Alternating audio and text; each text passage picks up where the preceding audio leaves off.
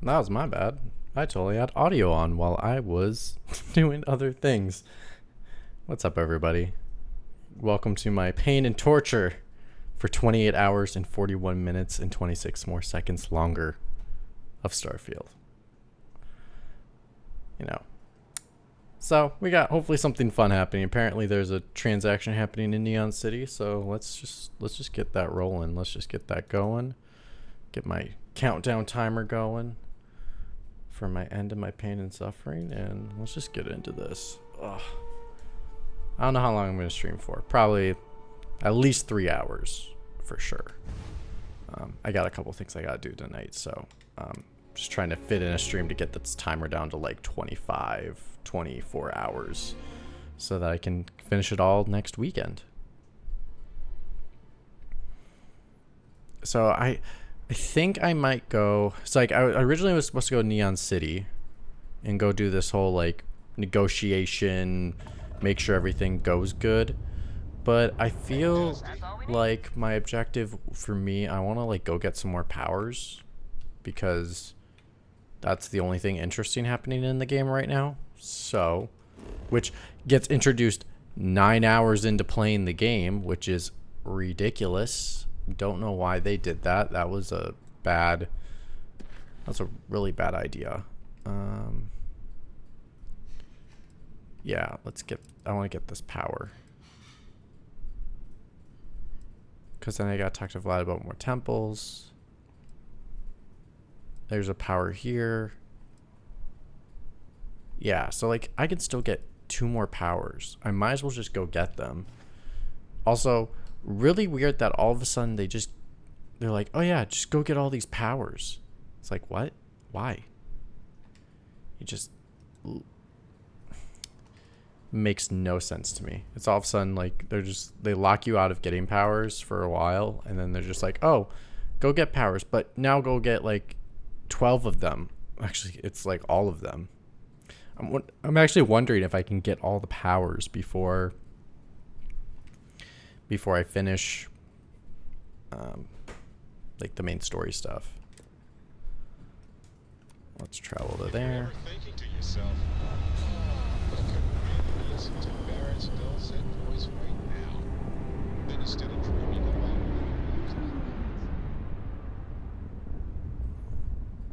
All right.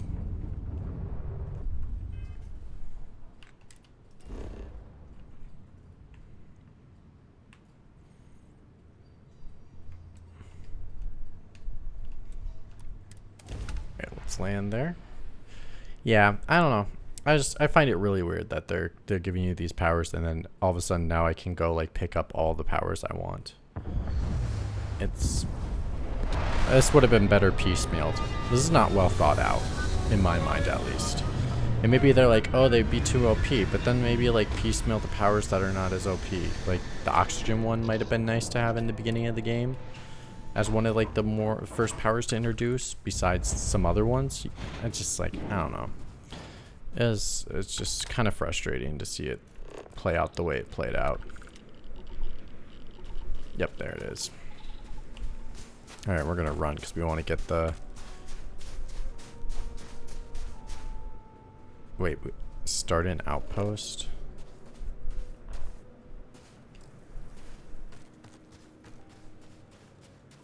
Oh man, now it's asking me to do the outpost thingy, and that UI is not okay. It disappeared. Oh, I thought that UI was not going to disappear because I was like, I don't want to do an outpost right now. Why would I want to go do an outpost?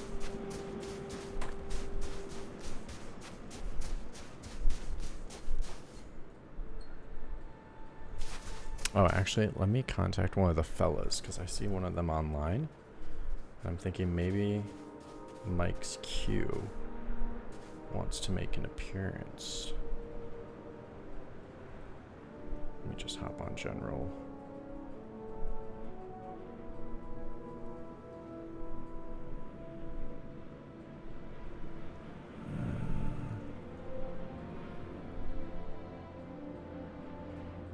There we go.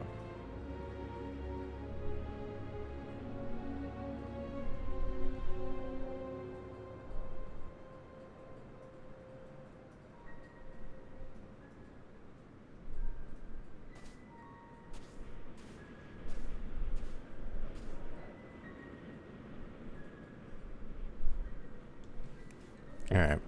Just wanted to contact one of the fellas, see if they're free. I saw one on our chat on our Discord, and it's one that doesn't hop on very often. Mike's Q, and he always has really interesting opinions, and I feel like he might make the stream way more entertaining with his takes as we go through this Starfield journey.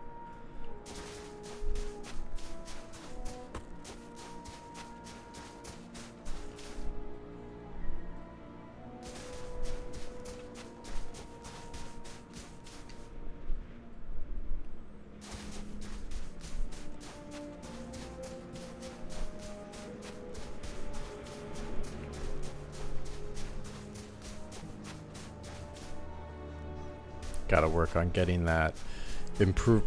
This is kind of shitty. Okay, I do love how you utilize an ability to gain higher tiers of that ability, but to be honest, in some ways it's kind of the abilities that we're working on to get are stupid. Oh, I also learned something new. So Swanlin, who was in the chat, messaged me just this morning and was like, hey, I know why your scanning is always at 13%. Apparently I have to have a perk to be able to get my scanning at a higher percentage, which is really, it like gives me then no incentive to want to scan for things. Like, why would I scan for things in the first place then? So that was kind of disheartening to hear that was the whole reason why I was having issues with scanning, and scanning would never go above a certain percentage. Like, what kind of design choice is that? I don't get that. It's like, oh, for the people that want to scan stuff. And it's like, but then why are you teaching it as a fundamental portion of the game? It's almost like a paywall. And saying, hey, you like this mechanic we're trying to teach you? Oh yeah, if you really want to unlock it, you got to do a paywall. You got to spend a perk on it. That's I don't think that's smart. Now, maybe you could do a perk where you get more info. Like say, hey, oh, you actually get more info from your scans when you add this perk. And maybe that will give you more information to give you insights on how to either like kill the monster, what resources you can use things for. Like, those are the things you could use on. That would be really cool. But in its current state, really stupid, and I really don't like it at all. Bad choice. Bad choice.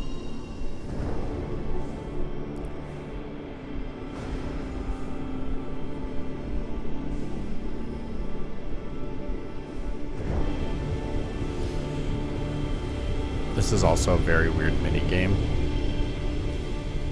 to just keep flying gravity around and going through the... I wish they evolved these. Like, this is very rudimentary, and it was fun the first time, but to do this for like 8 abilities is not fun.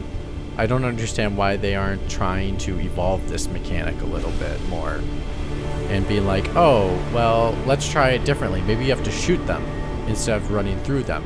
Or maybe there's a sequence of multiple ones that you have to travel through. There's just so many more ways you can make this way more creative than just this. So I'm kind of disappointed.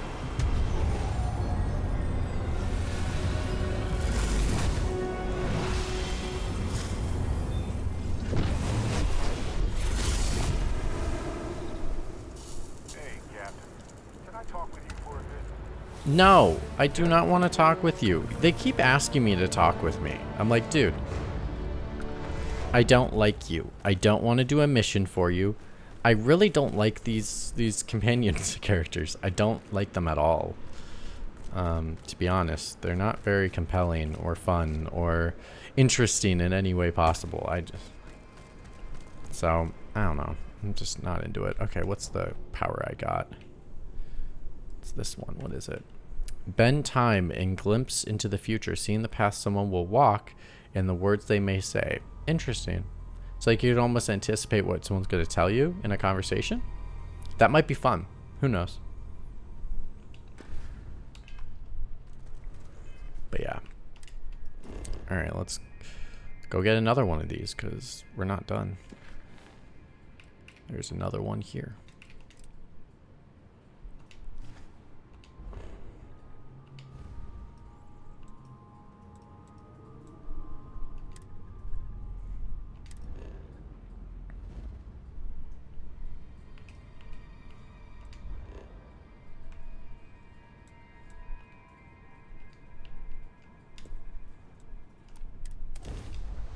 Gotta jump to a new galaxy. Home, folks.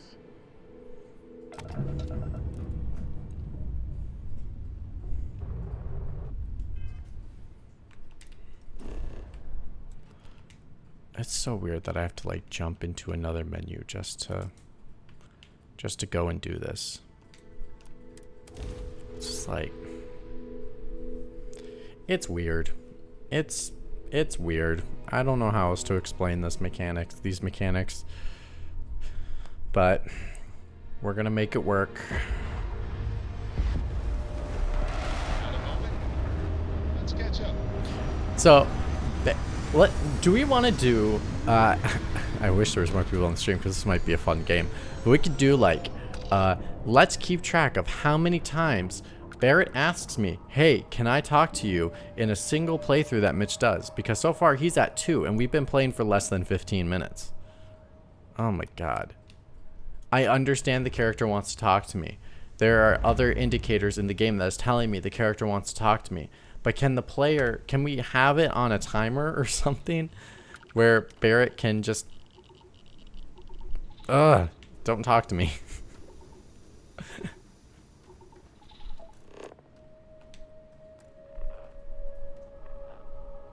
Alright, outpost is over there. So let's go for a run. Let's go for a jog, you know. Get them muscles working.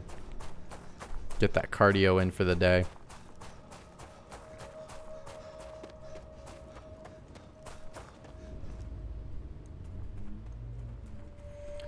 I'm just frustrated by this game a little bit.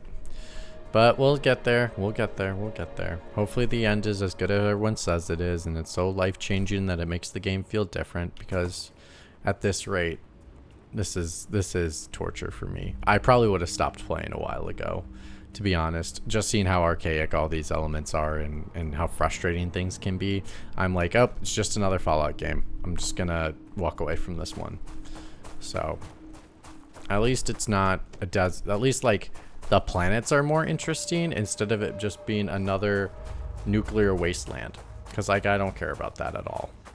So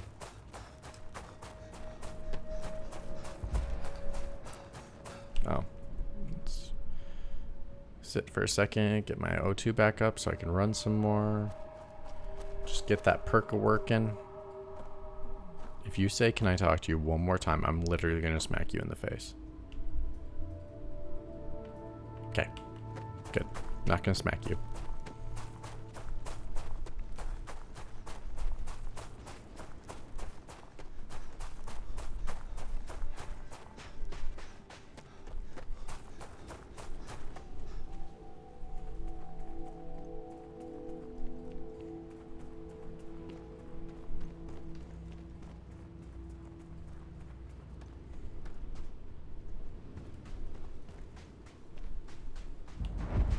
Alright, got a temple.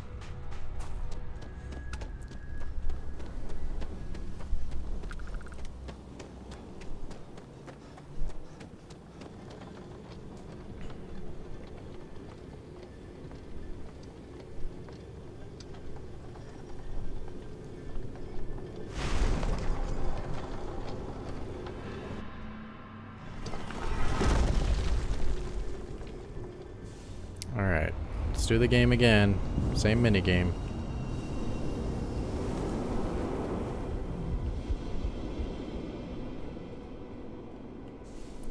Same mini game. Who's this?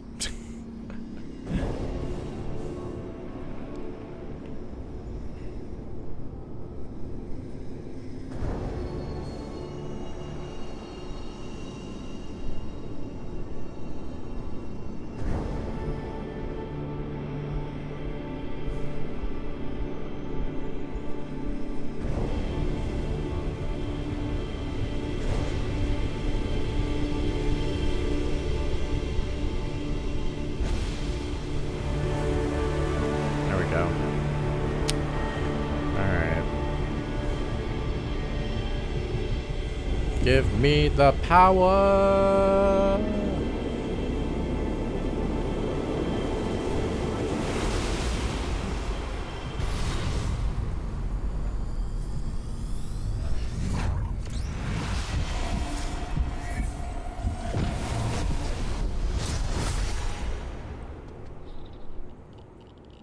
Alright, what ability did I get now?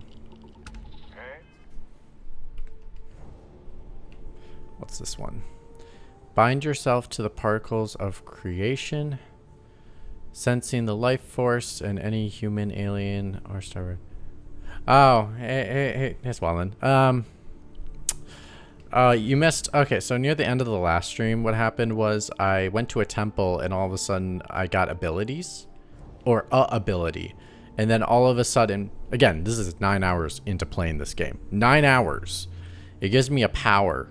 And then they're like, oh, there's probably more temples. And all of a sudden, a bunch of quests have appeared to just go to these temples and do the same mini game over and over again, which I'll go do it again because there's another temple I can go to, and unlock more powers. So right now, 9 hours into the game, it allowed me to access 1, 2, 3, 4, 5 abilities out of 9 total. I can go access more after 9 hours of playing. It's not like they piecemealed these in. They just threw them all at me all at the same time and said, oh, that's a smart idea. No, it's utter trash. Sorry, didn't mean to rain on the parade. It's just frustrating.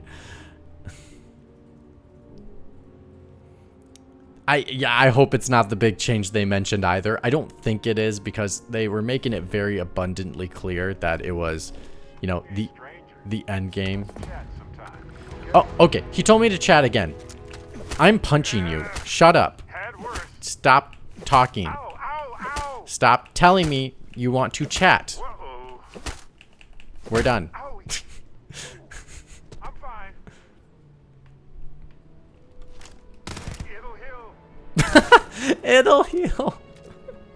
heal. Yeah. Sorry, I Swanland. I punched him because he's already asked me to talk to him about 4 times in now the last 20 minutes. So I told him if he asked me that let's talk one more time, I'm gonna smack him, and so I smacked him. I follow through with my word. So let's talk to Vladimir about more temples because we'll get more abilities that we should have gotten piecemeal throughout the 9 hours I was playing before. But hey, you want to do it that way? We can play that game.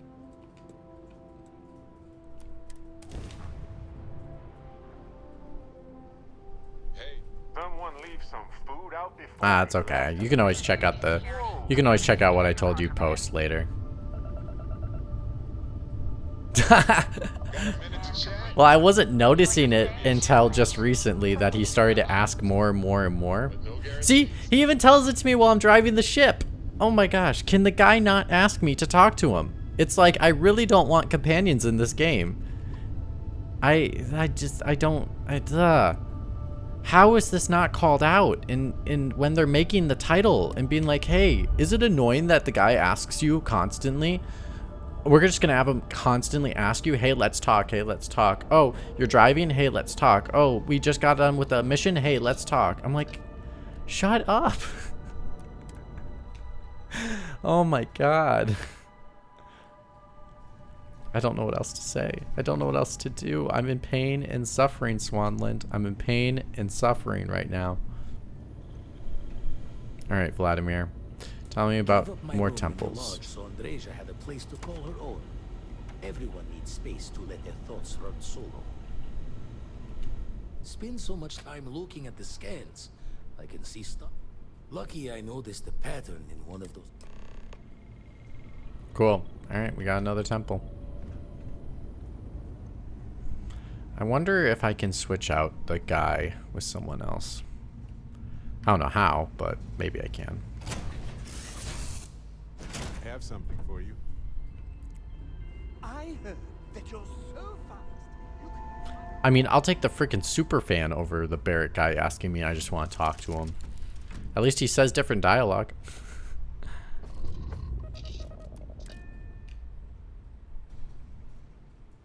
most people that. Dusty. Let's talk. Never. Swanland just posted in the comments saying that Bethesda didn't get the memo that most sci-fi nerds who love deep space are introverts, and I think you're right.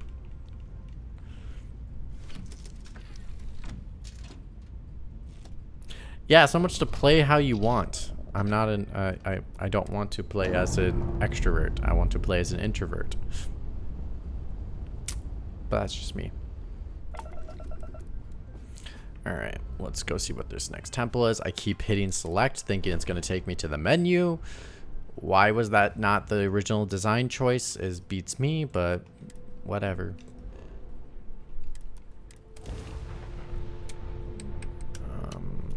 Alright, let's go about the gravity. You want to go straight into the sun? Alright, here we go. I did do it on my last stream, but I have gone where I did the grav drive into the sun for you. So if you want to check out the last stream from last night, there's actually some really funny moments last night. It was great, but it was a long stream. It got more funny when Evan showed up.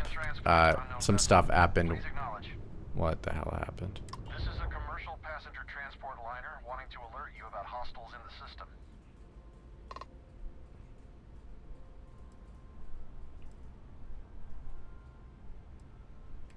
You and me both.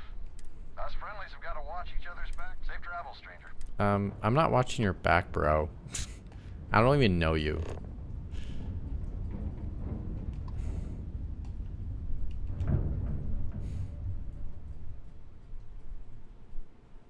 Yeah, that would be interesting to see a RPG take the role of introvert or extrovert into its gameplay. That would be interesting. I think you could just do it naturally by the way that, like, the different characters interact with each other. But yeah, I see what you mean. Alright, let's exit off the ship. Let's see if I can trade out my party or something. Oh my god, he just asked me to talk again. He's right there. Get out of my face. Oh my god. Personal space. Personal space. Personal space. I'm an introvert. Stay away from me.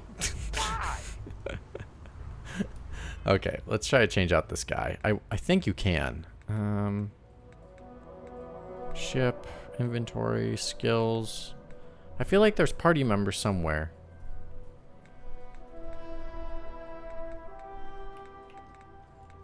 Maybe it's with my ship? Crew. Oh, it's because he's unassigned. Well, wait, what? He came with me, though. Oh, I know why he's with me. He's with me because of the main mission that's assigned to me right now. Never mind, I can't get rid of him. Damn it. I bet that the temple is somewhere.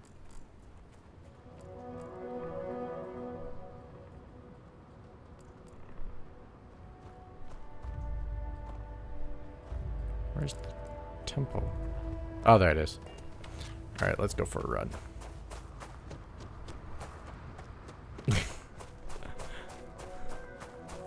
Yeah, he's just trying to put me to sleep. I think that's what his objective is. He's trying to use hypnosis. That's exactly the point.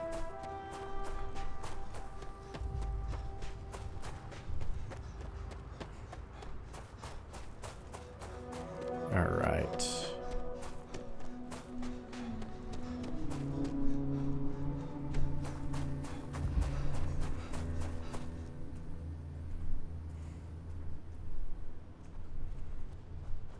All right. Also, congrats, Swanland, on your Vikings. You're not the only one that's 0-2 to start the season, so hopefully you get to enjoy not being sole last placers.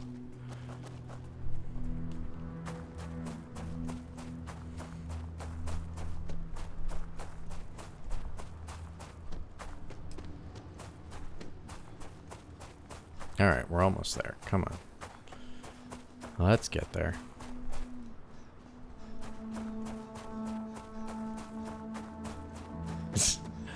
The bigger your party, the lower the stamina. Whoa, that was a big gravity jump.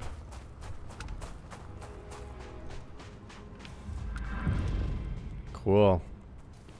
Alright, I maxed out that ability. So when I get some skill points, I can be able to spend it on it and increase that skill. There's the entrance.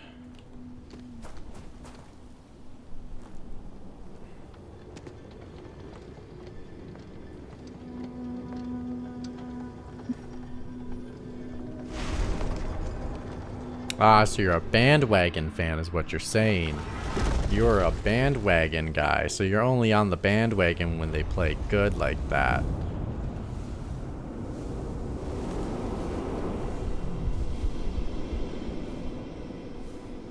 So right now I gotta find these little circle thingies and just go through them. Over and over again. Until I bore the crap out of myself. Where's the other one?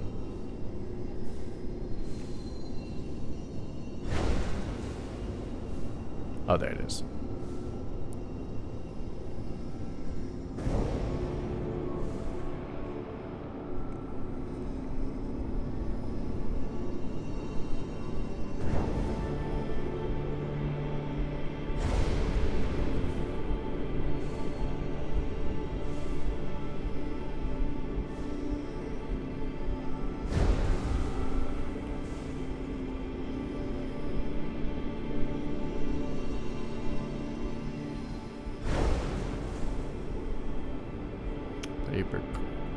Yeah.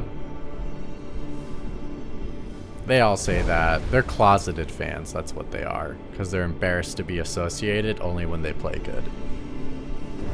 That's your 100% closeted fan. Where the heck is it?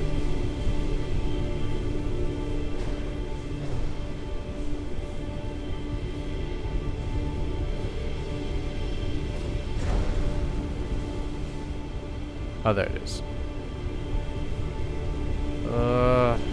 Disappeared on me. There it is. What? I went right through it. Oh my god.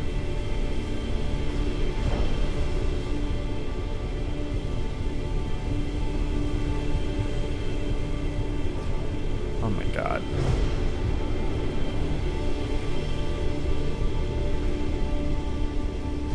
I went through the thing. Oh my god, this is so frustrating. See, this is also not intuitive. Like, what is this?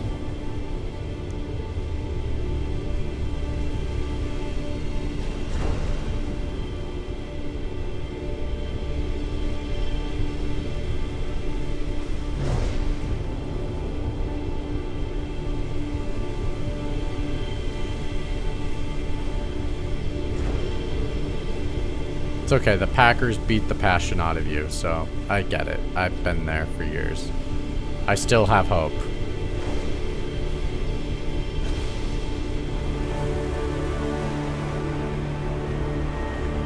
Alright, there we go, finally. Whew. Alright, now let's get our new ability.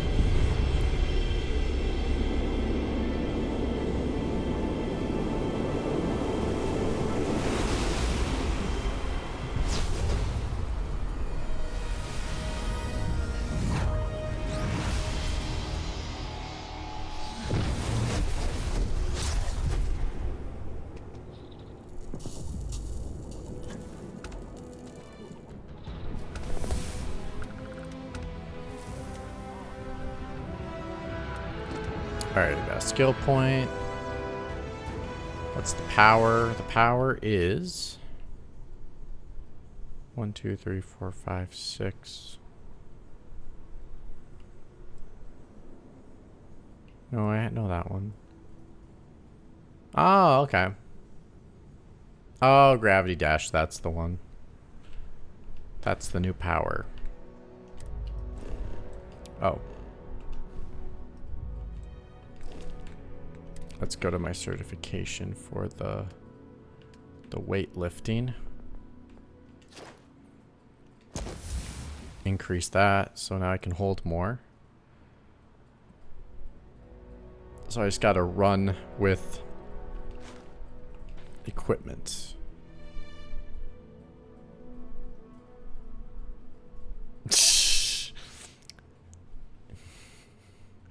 Come on, Rafa. Come on. You know, the game is not... There's nothing to spoil here.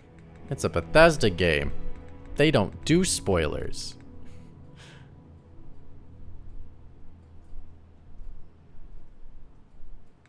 Oh, okay. You can't. I will always advocate. Okay. The question is, Mitch, how would you compare this to the launch of No Man's Sky? And I would say the launch of No Man's Sky is way worse because at least this game delivers what they're saying you get. Pretty much everything they said you get, you pretty much get. The rest of it was everyone's hopes and dreams of what the game would be when they got their hands on this title. Now, No Man's Sky, that was a bunch of false promises and underdelivered. So, you know what you get out of this one. I think that, unfortunately, the thing with No Man's Sky was because of the fact that the game property was unknown and it was a new IP, people didn't have anything to compare it to.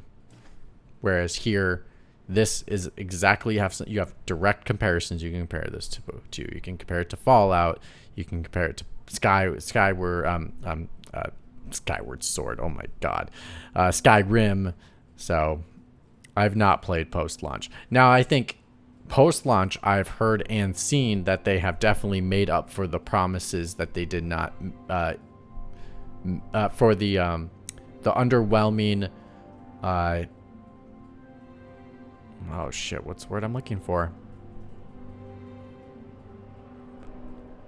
Basically, like, they've made good on their promise that they made originally, but it just took later time. It didn't happen on launch, and that's the difference. So. Oh my God. Okay, no. CD Projekt Red, we want to go there. We want to go there? We want to go there? I guess we're going to go there. For CG Projekt Red, they technically... What? I hate this. I hate this. What is the difference of traveling to this spot? Like, this is so... This jumping mechanic is stupid as hell. It is stupid as hell. It makes no sense. You do not understand how it works. I'm like, well, why can't I jump there? What makes me think I can't jump there? It's just like stupid. It's so stupid. Oh, this game's frustrating. Yeah, CD Projekt Red, that one. People did that to themselves. I'm gonna be real honest with you. CD Projekt Red is how you can't fast travel while encumbered. The rules are not consistent. Yeah, it is. It's not consistent. It's very frustrating. It makes almost zero sense. And if I can, and sometimes, again, I was pointing this out last stream too, I wish I could make my own points, because I feel like if I mapped it correctly, you can make it a puzzle. Like, I could map this to the point where I probably could make that jump, because why can I not make the jump from there to, I can make it from there to here, but I can't make it from there to here? Like, makes no sense. Oh my God, it's all garbage. It's all trash.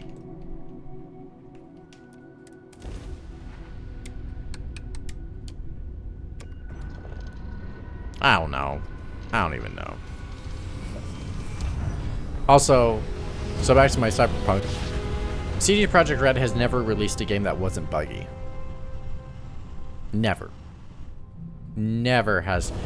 Heck, their first game was almost unplayable, the first Witcher, and they've had to remaster it, or like are trying to remaster it so that they can play a decent game that they can actually play. Have a good time in New York. That's just... So if people didn't believe their track record, I was utterly shocked when people just were telling unrealistic expectations for a game. And also the game they explained that they were making definitely was not a game that you could make. And it was proven you couldn't make it because it doesn't work on the older consoles. So it made no sense it was total false promises. It's stupid. People that fall for that crap, that's on them.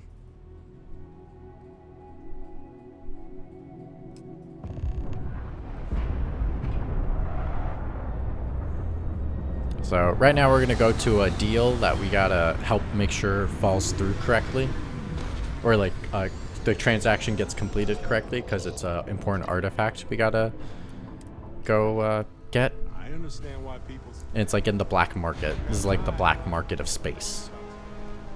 So, and that's our head honcho. One of our Mr. Walter White, Mr. Breaking Bad of space. Oonce, oonce, oonce, oonce, oonce, oonce, oonce.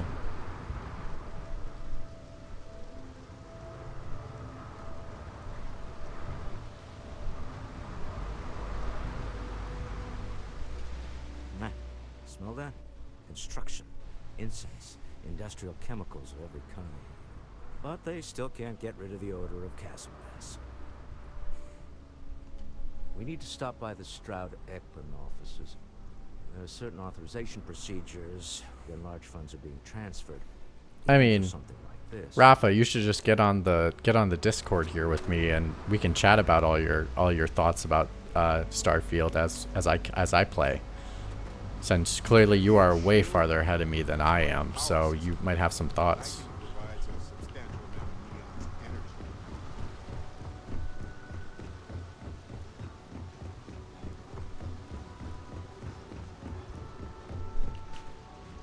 Plus, it's always nice to have a nice, a fun appearance from him.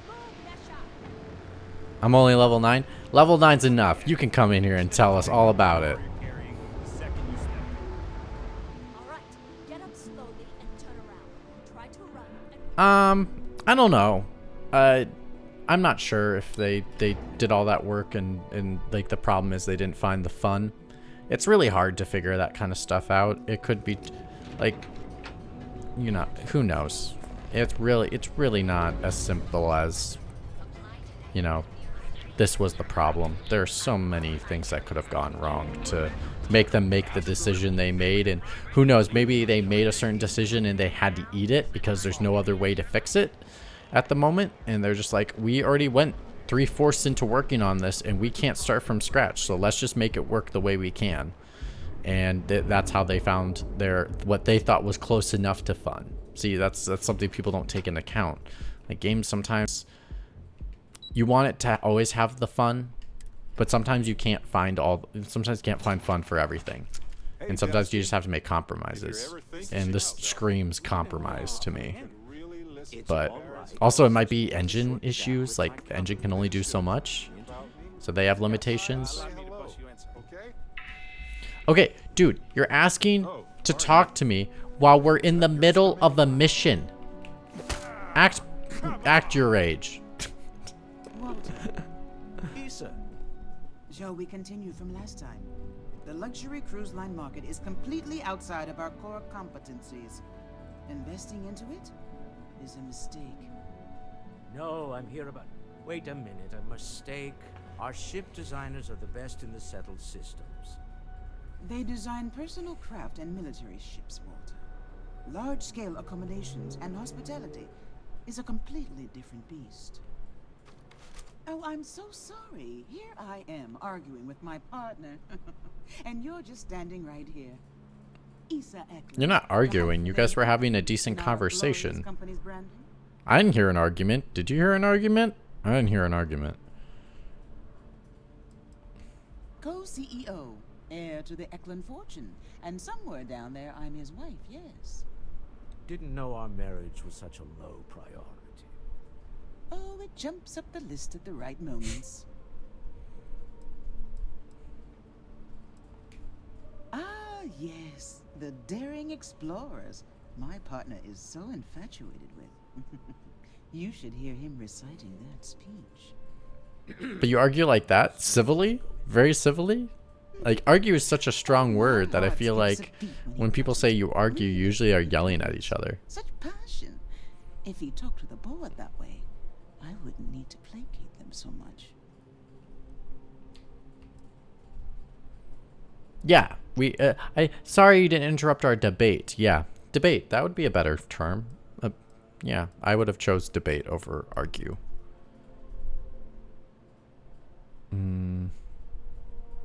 No.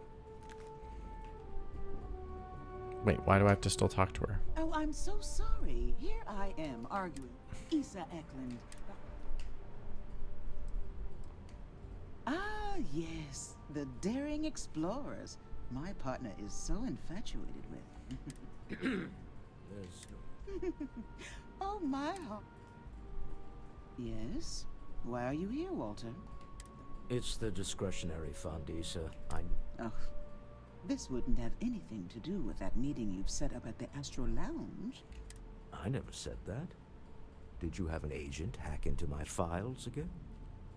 Only after you had one hack into mine. Tell me, can mutual distrust lead to a point where it's actually the same as mutual trust?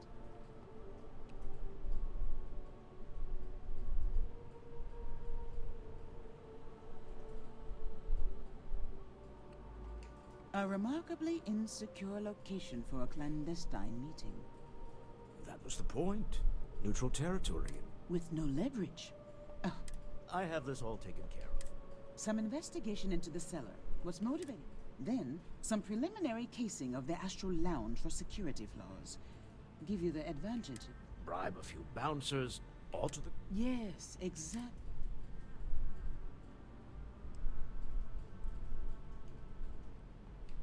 I hate being selfish, but I would like some time with my husband. James Newell is the broker who knows our cellar. He'll be... And it shouldn't be hard to find the Astral Lounge. Here, let me at least give you some operation funds since I won't be joining you. Meet me back here. Cool, I got money.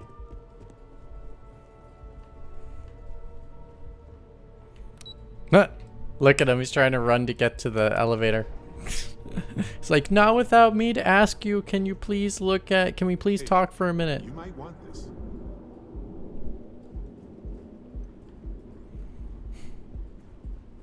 Not sure if those maroon zealots live in space or got separated. Ah, they all hurt. They all are turning funky positions.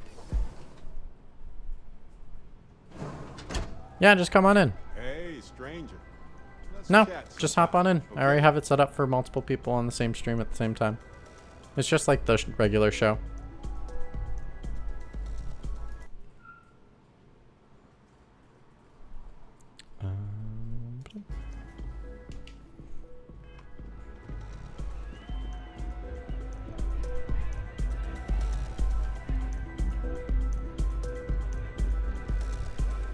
Why do I have multiple things? Feel like getting zoned? I got what you need. Yeah, you're new here, aren't you? Name's Boone Morgan, your new best friend on Neon. If you're here for a drink or listen to the music, I've got you covered. But if you're here for something a little more exciting, we have plenty of Aurora for sale.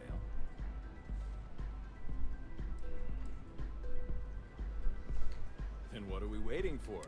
Here, take a look at the menu. Now, I'm not going to lie. The Aurora is a bit expensive, but let's face it. Can you really put a price on pleasure? The Astro Lounge is one of the safest places in all of Neon. Security is hand-picked from the finest officers in the city.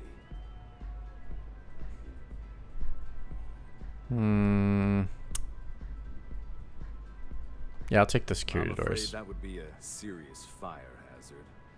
And I think it's only then I would say you'd be interested in the Astro Lounge VIP package. We do strive for setting the most reasonable rate.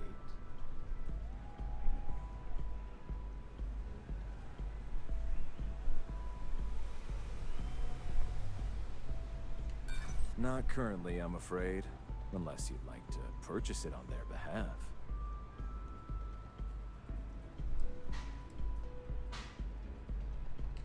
I'm sorry, but our policies demand even high-profile customers.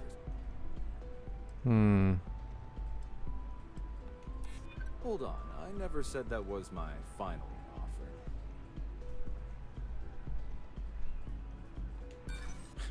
You don't know what you're talking about. Damn it. I'm afraid we can't bud.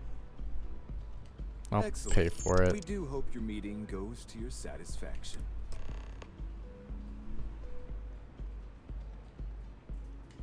Excellent choice. And since you'll be living in the same tower as the... I could buy a penthouse? Yeah. How unfortunate. No, not happening. But I will be here should you change your mind. Enjoy the lounge. Excuse me. What's up?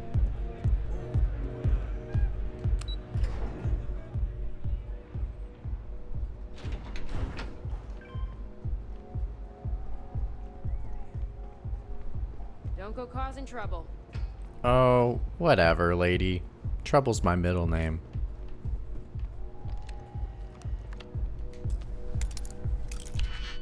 Alright, let's hack into stuff.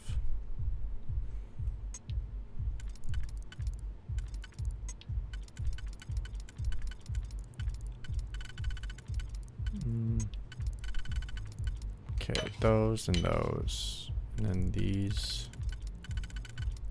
Gotta be that. No.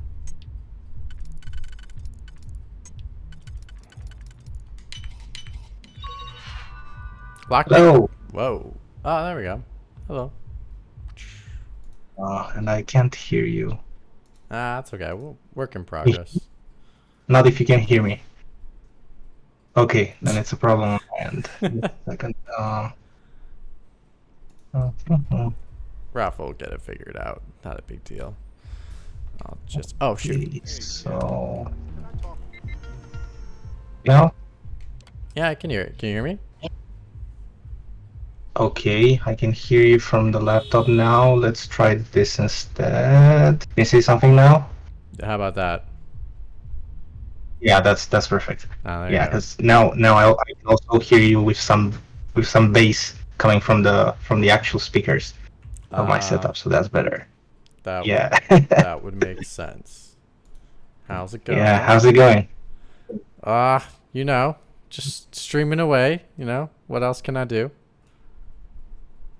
Yeah, this game is huge. This game is so intimidating. This is something I'll have along many other games moving forward. Like, how many hours are you into Starfield? I think it's just 10. It's just 10 because so far I think I spent the same amount of hours trying to tweak it on multiple platforms. Because I also have it running on Steam Deck, and I also have it running on PC, and then I gave up and installed it on the Series S, which is fairly decent. I mean, you start to appreciate the consistency of the frame rate when you actually play it on a machine that hits the target, right? Yeah. So that becomes, like, 30 FPS becomes a more valuable thing than it jumping between, 40 frames per second to 80 frames per second, something like that. Totally. Yeah. But I think that the last thing I did in the game was, so I think I recovered 2 of those PCs, of the ancient structure they are collecting. Oh, okay. And then, I always forget the first planet where the lodge is. I went to some mining location, and then I decided to explore the entire area. So when you, I don't know if you did any scanning at all, but when you open the scan, you can see in the distance the next points of interest. So that's what I did. Like, wherever from I was seeing a point of interest, I would go there. And they started repeating soon, like there were only 3 or 4 types. There were some outposts, and at each outpost you find a different narrative. Yep. So an outpost can be either conquered by, the Eclipse soldiers or pirates, or I think they're the same thing. Right, or there's a quest giver, stuff like that. My hunch so far is that each place is basically this 4-kilometer square map, and they procedurally generate all these places of interest. At least I think it's the same for everyone, but that's how they made them, Information is and maybe hand-picked in certain spots, you know, like to play specific things. But yeah, it's like I think there must be I like don't usually a few hundred I locations don't know much. Yeah. on all the planets, and they are all 4 kilometers square in size.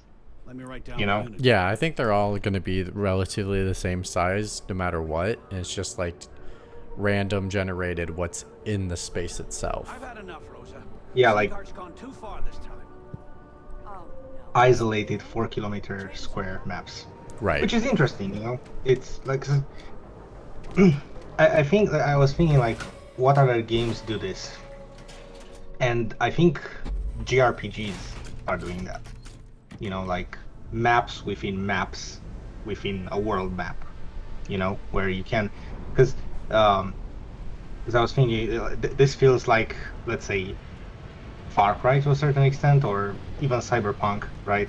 The latest thing I finished, like a big AAA game, was Far Cry, so it's much easier for me to compare to that. But I think that this is much more comparable to Cyberpunk in granularity, I think. But when it comes to the map, for instance, in a game like Far Cry, everything is on one layer, so you remember locations. Like you think like, well, I remember that location. And I think it was like southwest from here, but with this, that doesn't apply. Mm-hmm. You don't really have like a sense of direction. Like I feel like this place was somewhere over here, which is interesting. You feel so small in this game. You feel so lost. I love this puzzle. I've seen it before actually starting properly playing the game. I was like, I think I've done something similar in Assassin's Creed 3, you know?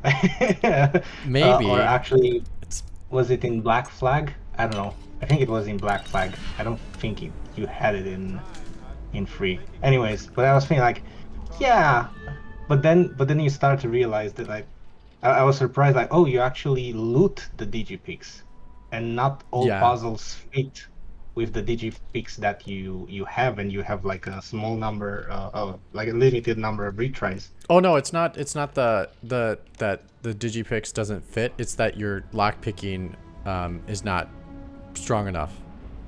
Like your skill is not big enough, which is my complaint. Oh. I did have a complaint about that because the lockpicking, I wanted to lockpick something and it tells me, oh, I can't do it. And I was like, I feel like I should be able to do it, but it will make it more, they should make it more difficult if you don't have a higher lockpicking skill. Like it'd just be a way more difficult one that you could potentially fail if you fail it too many times.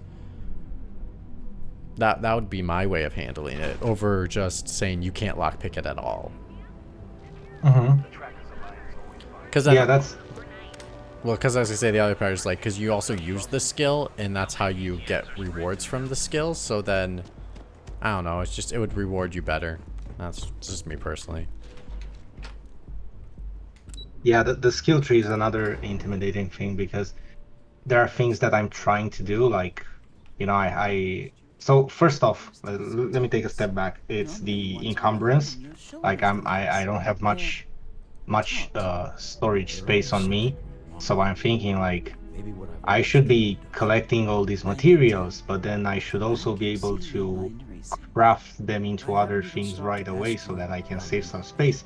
But I cannot craft the things that I want because I haven't unlocked the skills that would let me to, you know. So it's yeah. This game comes off as very gatekeepy. Yeah, like just constantly I feel like I'm gatekept by something else constantly. I feel like many angles we tend to criticize games from is the perspective of how much time we want or have at our disposal to put into a game, you know. And when you depending on that, when you're playing a game like this, you can either be like, oh, I do have the time and I'm willing to put it into it, you know. Otherwise you're just going to feel frustrated. by it. Yeah, I think like later on when I'll be able to do that easily, I'll feel a sense of accomplishment. Like, look how far I came. Where Oh, I'll be keeping an eye on like this storage location, space is not a problem for just in me case. anymore. Good luck, all of you. You know, I can craft whatever I want. Totally. I feel like this game is requiring you to do multiple new game pluses just so if you wanted to be able to do whatever you wanted, you eventually could. Yeah. But so far, the game is not compelling enough to make me want to do multiple playthroughs. Yeah, because I'm, of course, I'm only 10 hours in, so I know I should be playing a lot more to actually get hooked up. It's weird because I've seen some places say it takes 18 hours to go through the story, and if you don't know what you're doing on your first playthrough, like, you're never going to get 18 hours. Yep, because you're going to want to do everything, or a little bit of everything. Yeah, like the game is so complex, you can't even tell which are the main things, you know. Or what's actually going to be beneficial to you as the player. Yeah. Big enough to hold. Yeah, this game is very weird. The code phrase to identify yourself as the buyer? It's just, yeah, I can't put my... It's a weird game. I don't know. I just... for me, this game's swimming in sevens. Ramsey and Travers. We'll meet back near the elevator. Because, like, all these quality of life stuff build up so much in my brain that it bugs me so much. Because I feel like, in a way, we're getting punished for playing it this early.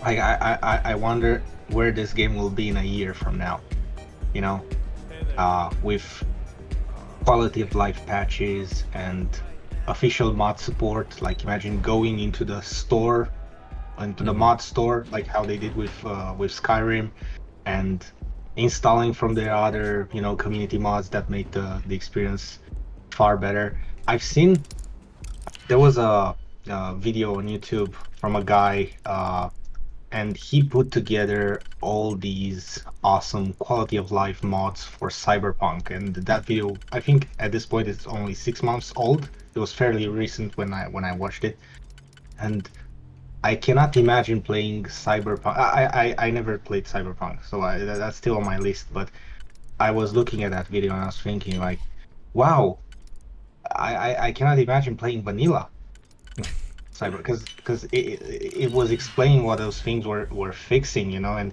it even made things more more challenging in the fun way, you know, because you got to be thinking, like, why wasn't this in the first place? In the game, you know. Of course, time constraints. I know the answer why certain things are making it in the game, you know, but the proposal of playing the game with all those additions and fixes, that was interesting, and it's bound to happen to this as well. And not to say it's not worth playing the game right now. I think it's a really interesting game, you know, and yeah, it's a special game, you know. It's in no way is it a bad game. And it's so, like, in this part of the year, it's so crowded. Like, only next month the amount of big games coming out, at least in my case, because like all those games are up my alley. I'll have to sacrifice some of them. Yeah, this one is just tricky. Yeah, I've seen Stefan's comment there that the lockpicking is an advanced lockpicking system from Skyrim. This is my first Bethesda game, also. So I'm not. Yeah, that explains I a lot. never touched anything. I never touched anything from Bethesda. I always mention it though. I only ever played the mobile Fallout game with the the management scene where you build a bunker, a vault, and you manage the cartoon avatars in there. And later on they did the same thing. They brought all that into Fallout 4. which was interesting because you had it all in first person rather than 2D, but you could build all those things underground. No, Yeah. I feel like, Now, before in we a head sense, in, this is literally let's just go a over the ground Fallout rules. skin, He'll ask for twice in what space. we agreed on. That's normal. which Probably in draw some more aspects out that's test fine, in some too. aspects it's really, really Don't worry bad, about the and in amount we this actually aspect of settle. all the Sure, quality I'll of get life the issues discretion that to were find in a just game from a a Fallout game chip, like if you will. 7 years Our ago goal are is to still get in him to this accept game, that which we chip in fixed exchange for the a artifact. long time ago. Anything. Something a detail I like a lot about this game is that when I saw this in trailers, I was like, oh, this fixed camera, the NPC looking at you. I thought it was so cheap, but Yeah. actually playing, you catch the NPCs, like you can trigger the conversation from behind them, and there are some occasions where there are multiple participants at the dialogue, So you, and Stroud, the way they you're a track difficult each person. other's eyes when they Our talk, populations will regardless always of their insist placement on in the tattoos scene, for the official that's face. so good and feels so natural. Like, for instance, I was on Aquila and I was talking to the sheriff. Have you been there? Because it's fairly early in the Yeah, game. yeah, Like, yeah, yeah, yeah. if you Sheriff do with the the bank. first missions, it's hard to miss it because you let yourself be guided by the game. Uh, and yeah, so I was talking to the sheriff, and right behind him there was Sam. And the way he would actually look back over the shoulder, like the way the character was rigged to look back over the shoulder, like with the small body rotation, looking like that, raising the chin up to look. I thought that was really well done, because usually in games when characters do that in real time, you can see the weird way the geometry, like, bends weirdly, like the head rotates on a really horizontal fixed angle. So I was quite appreciative of that, like, oh, it feels like they are in the scene, and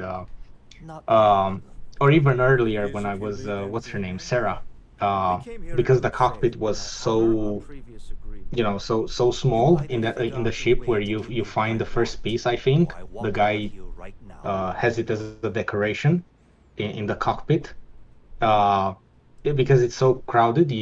Actually, I don't know, because you have to fight some pirates, and then if you go into the cockpit, you see the actual pilot there, which was trapped in there. But yeah, it was so crowded, and Sarah was so close to the pilot talking, and it was weird because they were so close, but they were still precisely looking into each other's eyes when they were talking to each other. So yeah, I feel that's really well executed, and it never broke down for me. Like, it never glitched out, no matter the weird placement of the emphases. Yeah, I mean, I kind of disagree with you slightly about the animation stuff, because, like, it's jarring to see them go, "Hi, how are you?" and not, like, turn the body and face their face. Like, it is a totally different. I don't see it that way. I see it as Maybe it was rigged. It's rigged to do. The body can be rigged to do whatever it needs to be able to turn to the player, but Slayton must have been the I don't know. owner. It's just weird. I don't agree. I think it's just a lot better. It can be a lot better, like, because after Horizon Forbidden West, of course, you cannot go back from that. But I've also hardly ever talked to non-main character I'm going to need you to back away NPCs. from our So I think I only did it once or twice, because those are a much lower quality. So maybe that will I'll definitely find glitches with that. yeah. I keep expecting to hear cracking next, Stefan says.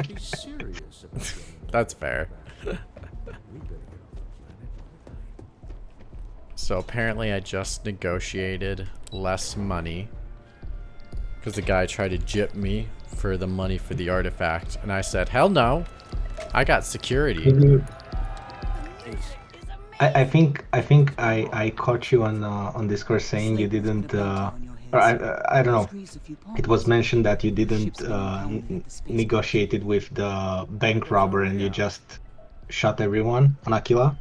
Oh, I didn't shoot anybody. I stabbed them all. Oh, okay, my bad. I snuck through the Yeah. back and it killed everyone with an axe. Which then, when I went back into the bank, because you need to go into the bank after you take care of the situation, the the gang that I killed, their dead bodies were just laying on the ground as everyone was going about their day at work. It was very weird. I was just like, you didn't even have you didn't even like remove the bodies to make it look like they cleaned up after themselves upon the day of. Because, like, there's a worker, and next to her desk is just a dead body, just laying there. And then down by the stairs where I had to go, there were 3 dead bodies just laying there still. I'm just like, really? I don't know if you've seen this technicality about the about the game, but supposedly all the items you drop, you know, all the corpses, nothing ever disappears. Yeah. Even if you have you seen that? Because someone placed some objects in some toilet and then played for like tens of hours in far away, you know, galaxies, whatever, returned to that toilet and his object was still there. I would not be shocked by that based off how this game functions. It Yeah. seems like it saves all the foreground environment stuff that you leave for the most part. If it's left on the planet surface, I don't think it would stay there. But if it's left in like a toilet seat, I would not be shocked by that. Yeah, it was stipulated that this is why the game is so demanding. Because of all the calculations that it's doing and all the things it stores in memory. That this is why, you know, because it doesn't really unload the things that other games tend to unload all the time, you know. So Okay. I might be able to make an exception for you. I can accept that to a degree, but I still feel like this game could have been more optimized than it really I'm is. afraid we just can't.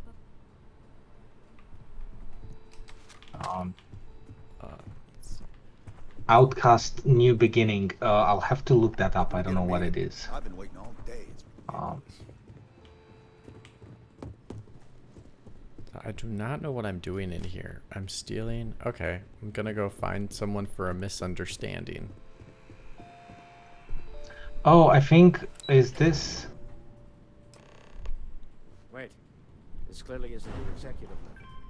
He's on. I've seen a trailer for this. I think I was watching like an event, and the trailer for it popped up.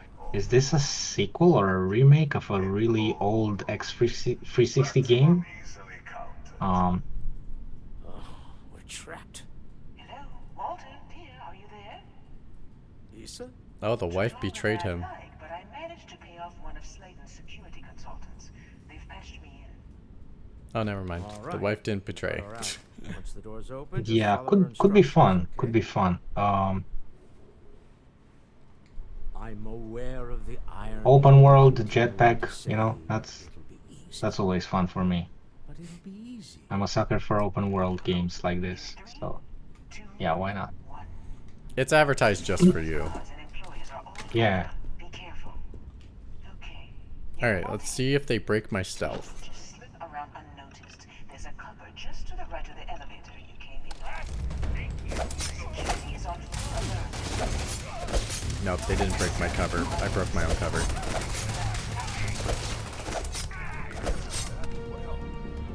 Nice. Now is the best time. Machete has returned.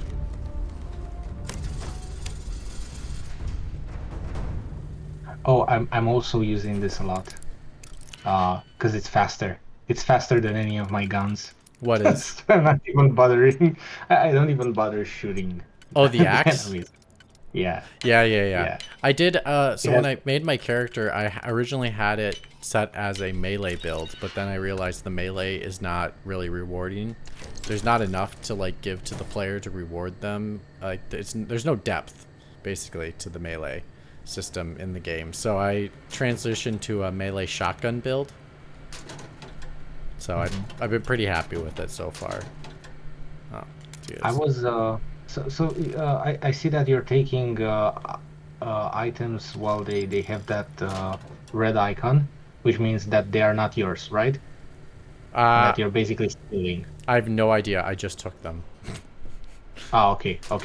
Because see, that's the thing. The game doesn't teach you that. Yeah, the game doesn't teach you that stuff. So I have no idea what I really did. I just took it because it's stuff. Yeah, I associate that icon with that meaning that you're actually stealing. Because when there was a can of soda. I was just accepting some quest on an outpost, and I was like, yeah, I want to help you. I want to help all of you. You know, I was just taking their quests. They all had problems. And after accepting helping them, I was like, I'm accepting helping you, and I take this soda can, and you start shooting at me. Oh, really? Yeah, there was a soda can laying around. Oh my god. And and it had that red icon, and everyone was like, someone yelled, "Oh hell, you're not doing that!" So dramatic, man. Oh wow. Soda can. It's a soda. Yeah. They love their soda around here. Yeah. Okay. The door has that icon as well. So maybe if you're unlocked, I'll have to look it up. They don't tell you. They really don't tell you. Oh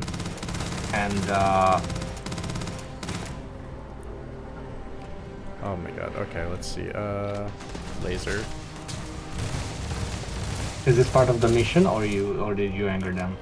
No, I couldn't persuade them to let me in, so I had to sneak in and break in basically and go my way. I'm surprised this game doesn't have a morality system. While I have a helicopter fly over my apartment. I don't know if you can hear the helicopter fly over my apartment, but there's just a really loud helicopter flying over my apartment. Which means someone didn't do someone did something bad, so they're looking for him. I've been running out of ammo. Oh my god, I'm out of ammo.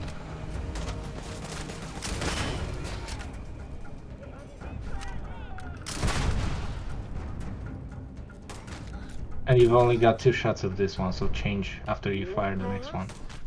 Yeah. Oh, I don't have any more weapons. That's the last of my regular weapons, so... Yeah. We'll have to see if I got ammo from when I picked up the weapon. Oh, there we go. I got energy. See, this is the one thing I don't like about games like this, where you can pick up almost anything, is that I will pick up almost anything because I don't know exactly what I actually should pick up or need to pick up. And so by doing that, I basically set myself up for failure.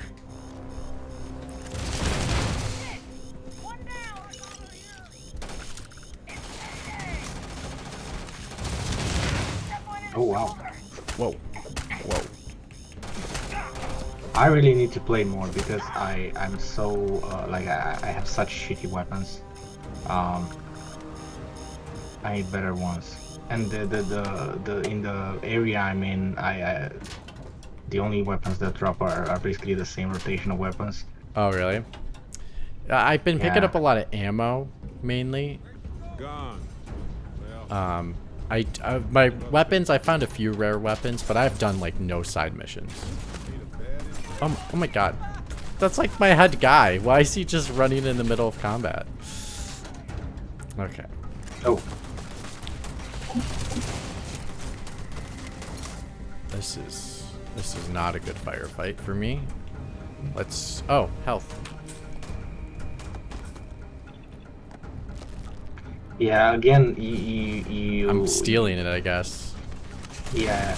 I come out of Far Cry 6 where you have like a radial menu for weapons, and in that radial weapon you have like 2 more options to change ammo and something else, you know? Yeah. The ammo type and all that stuff, and it's really convenient. And then you have to actually pause the game for this to change all that stuff. Yeah, I still feel like this system to be able to switch weapons easily should be a little more intuitive, and that instead of this pausing that I have to do in between.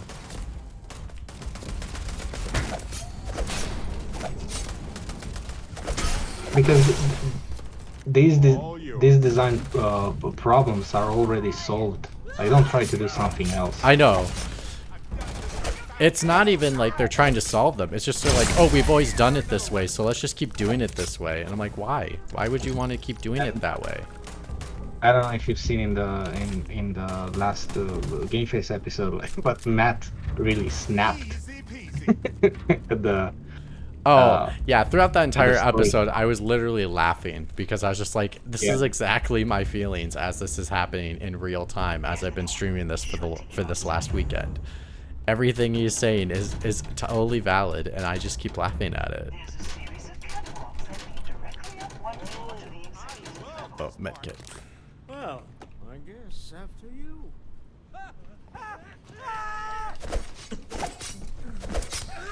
Oh, okay. So when you now I feel like an axe murderer. Holy crap!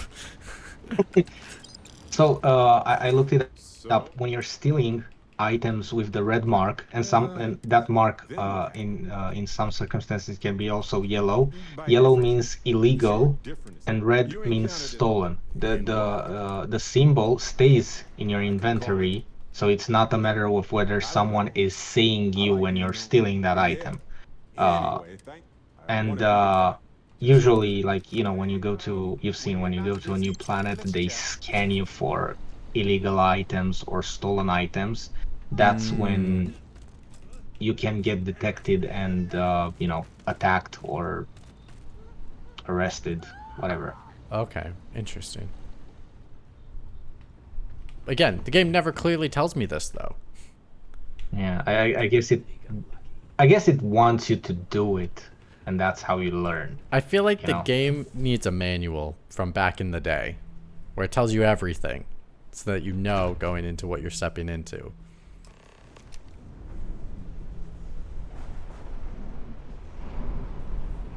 Alright.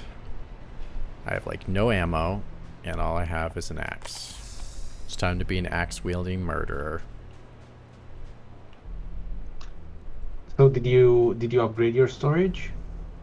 I've upgraded my movement speed, so then my storage, I can hold more. That's how I upgraded my storage, basically.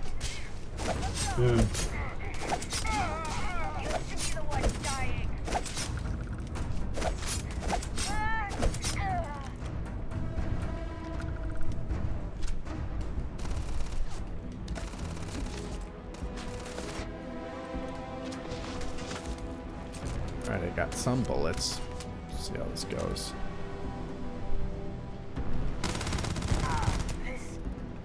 Oh, you also have some shield. Whoops. Whoa! That was weird. I don't know what just happened. I will tell you what the old man wants to punch out somebody? Wow, okay. Dream on, man, dream on. Give him an axe.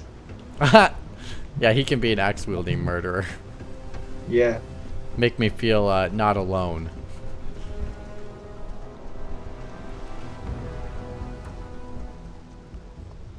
Alright, come on. Stefan, what was the other game that was a letdown for Matt?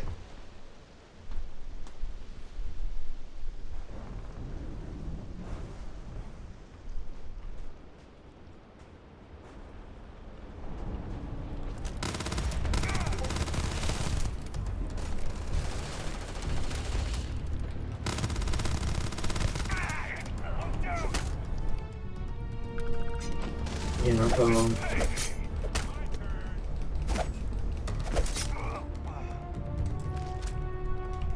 Mike's journey, son. Alright, cool. Oh, I got energy. Cool. Oh, I see. I was like, how can I see if I have ammo for something? And then I just saw it now. Yeah, you can see it. In the It's the brackets. middle bracket, and then you can also see it on the weapon itself. Yeah. Another thing that I like is the digital display on the material. Like when you're reading those bits you find, like it escapes me. Like notes, but they are on these devices, and it's this digital display. Like, I love that. Oh, okay. You know, Think Kindle, but that's like it's not a Yeah. frame display. It's literally on the outside of the material. That's neat. That's really cool. Nice. Yeah, I think it's pretty nice. So this guy's apparently holding my ship. Alright, I'm just gonna kill them all. I just say fuck it. They want to be cocky. Stefan says the other game was Baldur's Gate 3, which that was a disappointment for Matt. Yeah, I think it could be that it was a disappointment because he also played it a lot before the actual release, when it was in early access, because he had access to it. So I think that maybe jaded his excitement for it.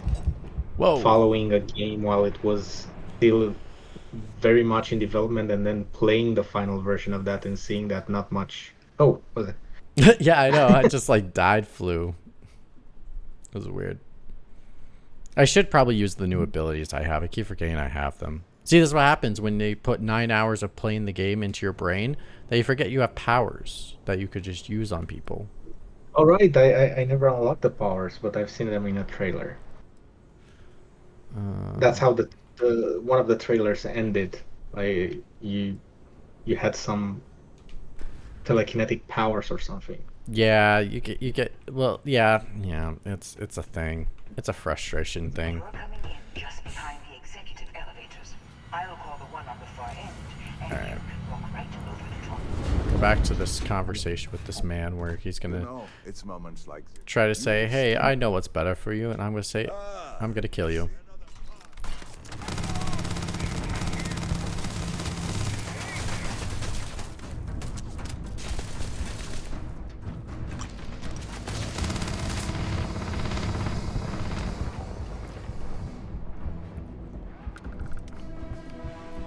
Okay, I'm out of health. Oh, who's the third person? Mike's Q. Oh, Mike's Q did show up. Nice. I do have a 3-person queue all set up and ready to go. Oh, shoot, but I need to do this. To get his camera. Real quick, what am I signing on for? Signing on for? Someone said pop into the stream for a second, and I'm like, all right, what's going on? Oh, not a second. I said, oh, if you wanted to hop in the stream and talk Starfield while I'm playing Starfield, you could. Ah, okay, okay. So because I was like, didn't the stream or didn't the podcast already happen this week? Yeah, it literally was just me starting my stream of my punishment of the 38 hours of Starfield. Fair enough. No, I'll pop in for a little bit. How's it going? What, you were playing something. I don't even know what you were playing though. I think my computer was left on with Brotato. That's what it was. Yep. Yeah. It definitely was up. I had been making dinner and eating dinner and dealing with children who wanted to play very loud music on the second floor. And came down and I'm like, oh, I'm still playing Brotato. Nice. Which happens a lot with either like run-based games or roguelike games or whatever. So like I have some like, I don't know, some maybe 500 hours in Slay the Spire or something like that. But at least 100 of those are me falling asleep with the computer still running or me forgetting it and such. Okay. Nice. So that's why I messaged you. I was like, oh, is he just chilling playing a video game? Maybe he could hop on and comment on my horrible playing of Starfield. I was actually chilling on the couch, flicking through more and more inane Facebook videos, so you saved me. You saved me, Mitch. Now you can't fall asleep on the stream. Oh, it's only 7:40 here. I have many more responsibilities before I go to sleep. Yes. Dinner, children, the shebang. I still have to do dinner and stuff. I was only going to play for a couple hours just to try to get this thing to like 26 hours left or something. Because I can only handle the stream for so long. What's the timer for? Oh my, What's the timer for? Yeah. The timer is how many hours I have to play this game because Burkoff and I made a deal. Okay. So it started at 38, so it's counting down to ending my pain. I see. Yeah. Where's Evan? Because I'm this close to caving on Blasphemous 2. I mean, he was here last night. We were hanging out on the stream for a while last night while I was playing Starfield. What do you mean by that? Liking it or giving up on it? No, as in jumping in it because it looks really, really good. Damn it. Yeah, I played a game in that vein recently. In that Metroid vein. Yeah, but it was simpler, but still difficult because it sort of had that canned animation thing, but it wasn't really like a 2D Souls game. But it was kind of like that. Gotcha. Yeah, I managed to platinum it as well because it was nice. Everything was sorted in the way. I was like, if I could deal with this, maybe I can also deal with something that's a little bit. Yeah, I'm like 2 or 3 months behind on releases for stuff, which is only because I haven't finished any of the ones that I've even started. So like I'm partway through Baldur's Gate. Okay. Oh, that's gonna take forever. Oh yeah, like especially because I'm playing 2 campaigns, one with a friend and one solo. Oh yeah. And then Armored Core is like sitting there just screaming at me to play. And then Lies of P comes out in like 2 days, and Sea of Stars is also free. And I was also trying to play Mother 3, and still haven't finished Tears of the Kingdom. Oh yeah, I still haven't finished Tears either. I am so behind on that game. Well, like what happened is I was going blazing like 4 hours a night, like playing it, and then I went on vacation in the middle of July and have not been able to jump back into it. Like the vacation broke me free, and like I'm like I just can't get back into it. Like I have 3 of the 4 divine beasts done, but I know there's a bit more. Like it's not exactly like Breath of the Wild where it's like do these 4 and then basically go Ganon's number 5. I know there's like a couple of it. There's a couple extra steps. So. And then there's an extra thing after the game ends. Mm-hmm. Oh, another thing after the game ends? How many things do we have to play after a game ends? I don't know, but I'm like 95% clear of the Underdark. Like I've cleared most of it. Oddly enough, because I spent so much time in the Underdark, I know where all the shrines are in the Gerudo Desert. Like I know where they all are. I just haven't been there yet. So. Yeah. Did someone say Blasphemous 2? Oh my god. Oh, his ears were burning. Oh my god. I saw the call in the night sky, even though it's morning, and I had to address it. You saw the votive candle in the sky. Yeah, the penitent one. Yeah, like I know this is, all pun intended, blasphemous to say, but I haven't played the first one yet. But I like the look of 2 better than 1, and I'm like tempted just to play 2. And actually, I would have bought both of them if they had any kind of decent like bundle deal going on at the time. But like 2 days after release, it was like, nope, full price for both games. I'm like, oh, you couldn't have had the first one on sale. Well, that's that would have considering the game I know, in what, maybe 2017. You think they would bundle it? sell a couple copies.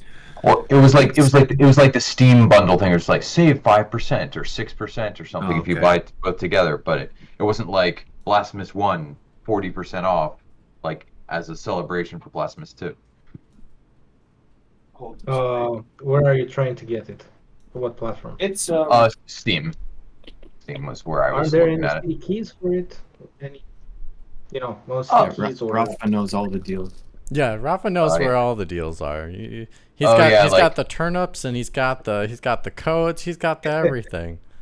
Can we start calling you Rafa 64? I'm gonna call you Rafa 64 from now on.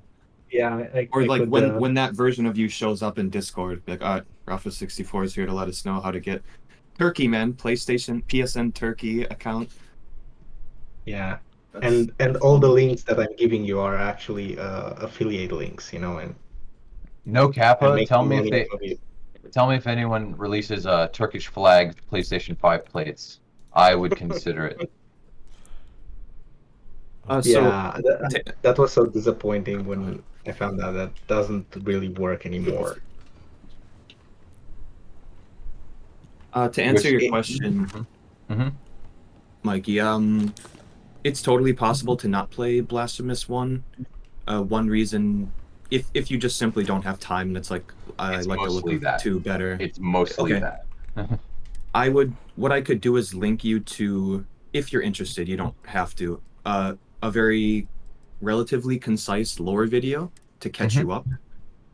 And if you watch that, I think you could just be on your way, because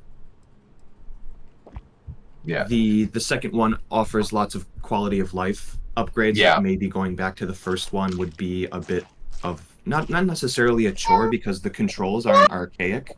They're like really tight and deliberate. But they offer some quality of life stuff that might be hard to go back to, and well, I mean, I actually the first one.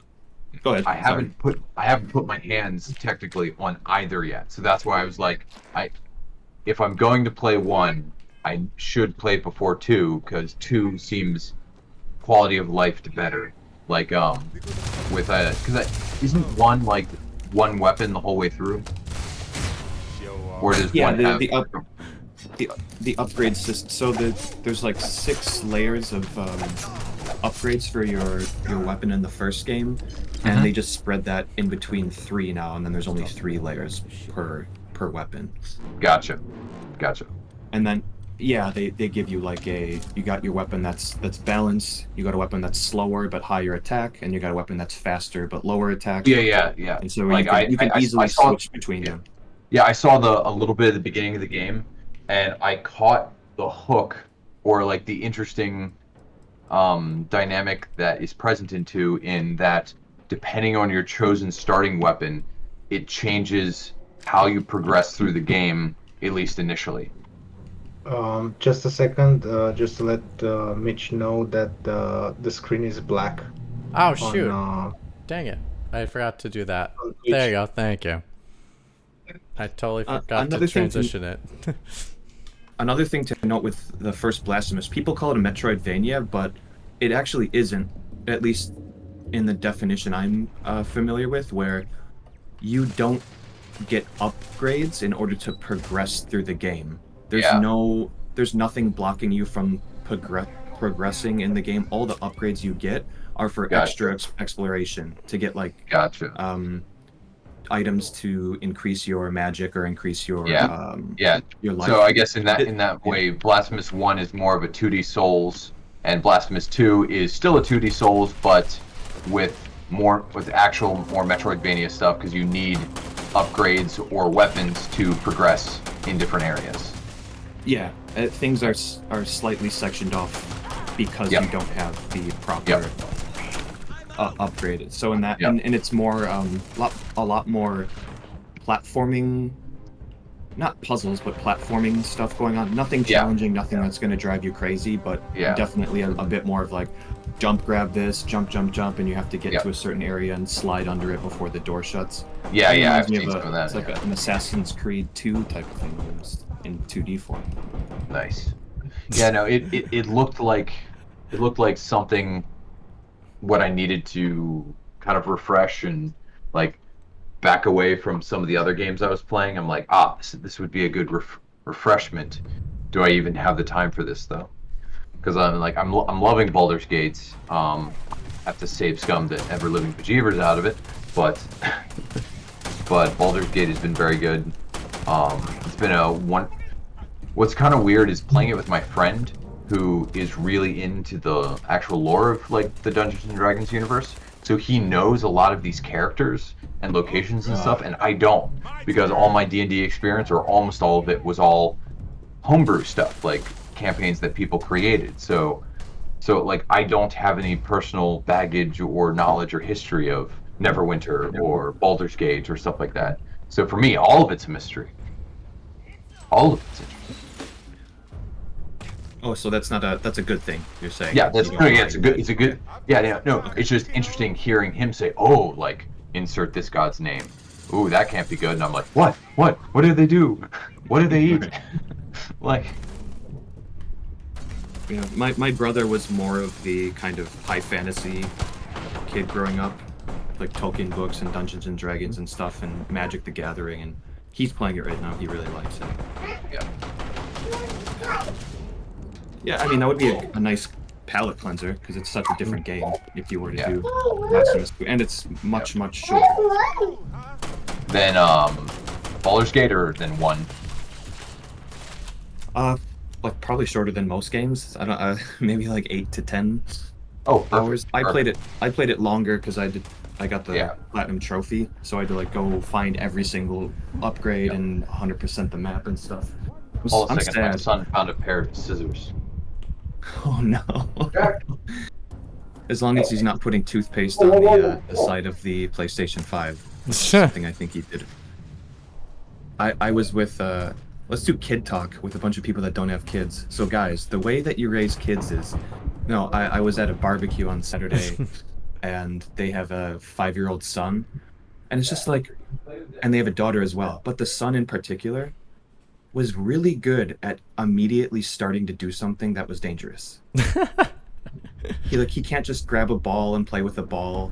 It's like he's getting too close to the grill. He found a stick, and we hadn't paid attention for like 5 seconds, and the stick was curved. He had managed to put the stick into the grill and was like pulling the grill up as we had like food on it. Like, dude, what are you doing? What I want to do. I'm not complaining. I was like that too. Whatever the hell I want to do, that's what he wants to do. Sorry, Rafa, you were saying? That's a Death Wish kid. No, he was testing out the sandbox engine. Like, what's this doing? Yeah. Can I do this? Yeah. Sorry, Mikey. We were talking about how boys, for some reason, are really good at immediately doing stuff that they're not supposed to. They're doing the darndest things. I went to a barbecue and my daughter. But yeah. It's this first of kids, like figuring out how stuff works, and some kids like have a very dangerous way of expressing that, and some don't. Some are really fearful of things. It's like they get born with it. Yeah, timidity is not one of my children's character traits. Well, either of them?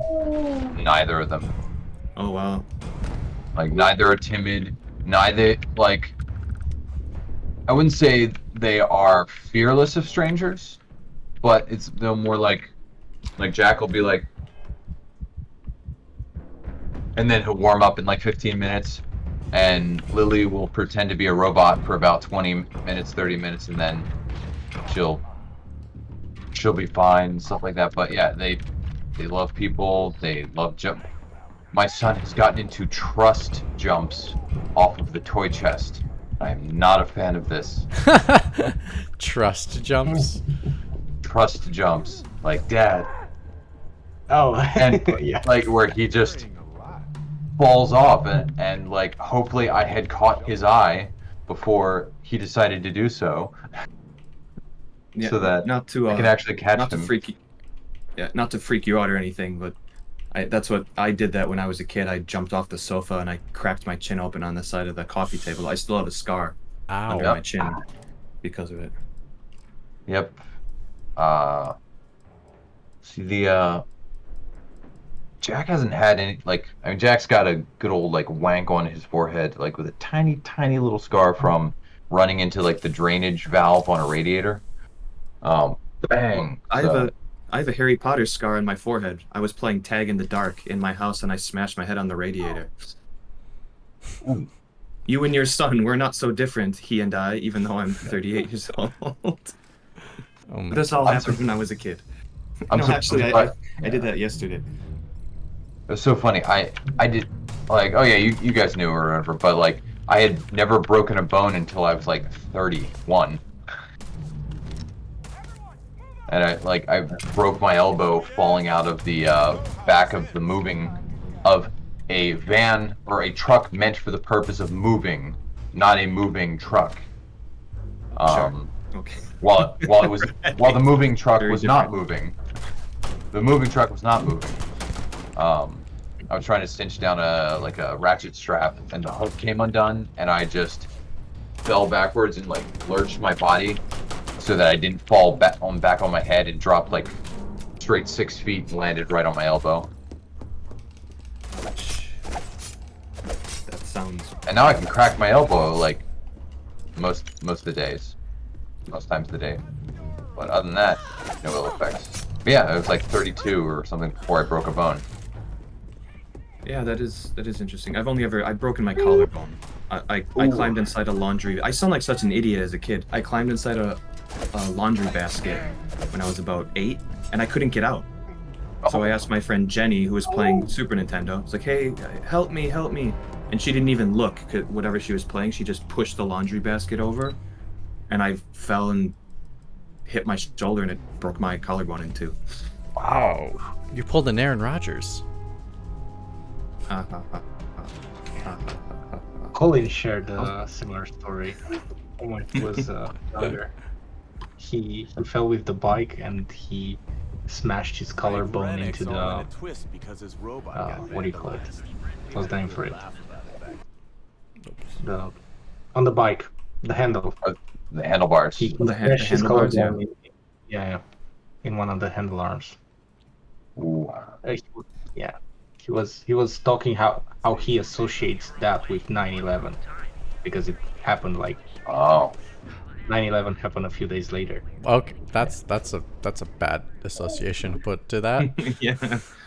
So he looks at the scar and thinks of 9/11, but he has to stipulate when he's telling the story. He's like, I was nowhere near it, but it just happened very unrelated, but kid with a sword right now or a baseball bat. Yeah. Thank you, Jack. He acquired it from the barrel of pointy things. The barrel of pointy things. Swanland had been in the chat for a while. I didn't check. See you, Swanland. Barrel Have a good night. Things. Oh, gotcha. Okay. Yeah. Yeah. Good night, Stefan. Good night, Stefan. That something similar happened to me. I was on a bike and how usually you have the rubber over the handlebars for kids' bikes. Yeah. The rubber was off, so it was just the metal pole. I fell off my bike and the handlebars flipped and it stabbed me in my side, just to the left of my belly button, and I have a big scar there. I'm surprised I don't have any scars from. We had a 4-wheeler at my dad's house, and we would ride it all around the fields behind his house, the farmers' fields, and I was buzzing around at night stuff, and I saw a patch of weeds up near the corner. I'm like, huh. I wonder why the farmer didn't mow those, cut those weeds down or whatever, because the rest of the entire fields were tilled and flat and stuff like that. So I was just I'll just whip through them. Look, it's I knew the field because it was 25 feet away from my dad's yard, and so I knew there wasn't any divot or hole or something there. So I'm oh, I'll just run through it. So I blazed through it almost full speed. And it turns out the reason it hadn't been sold.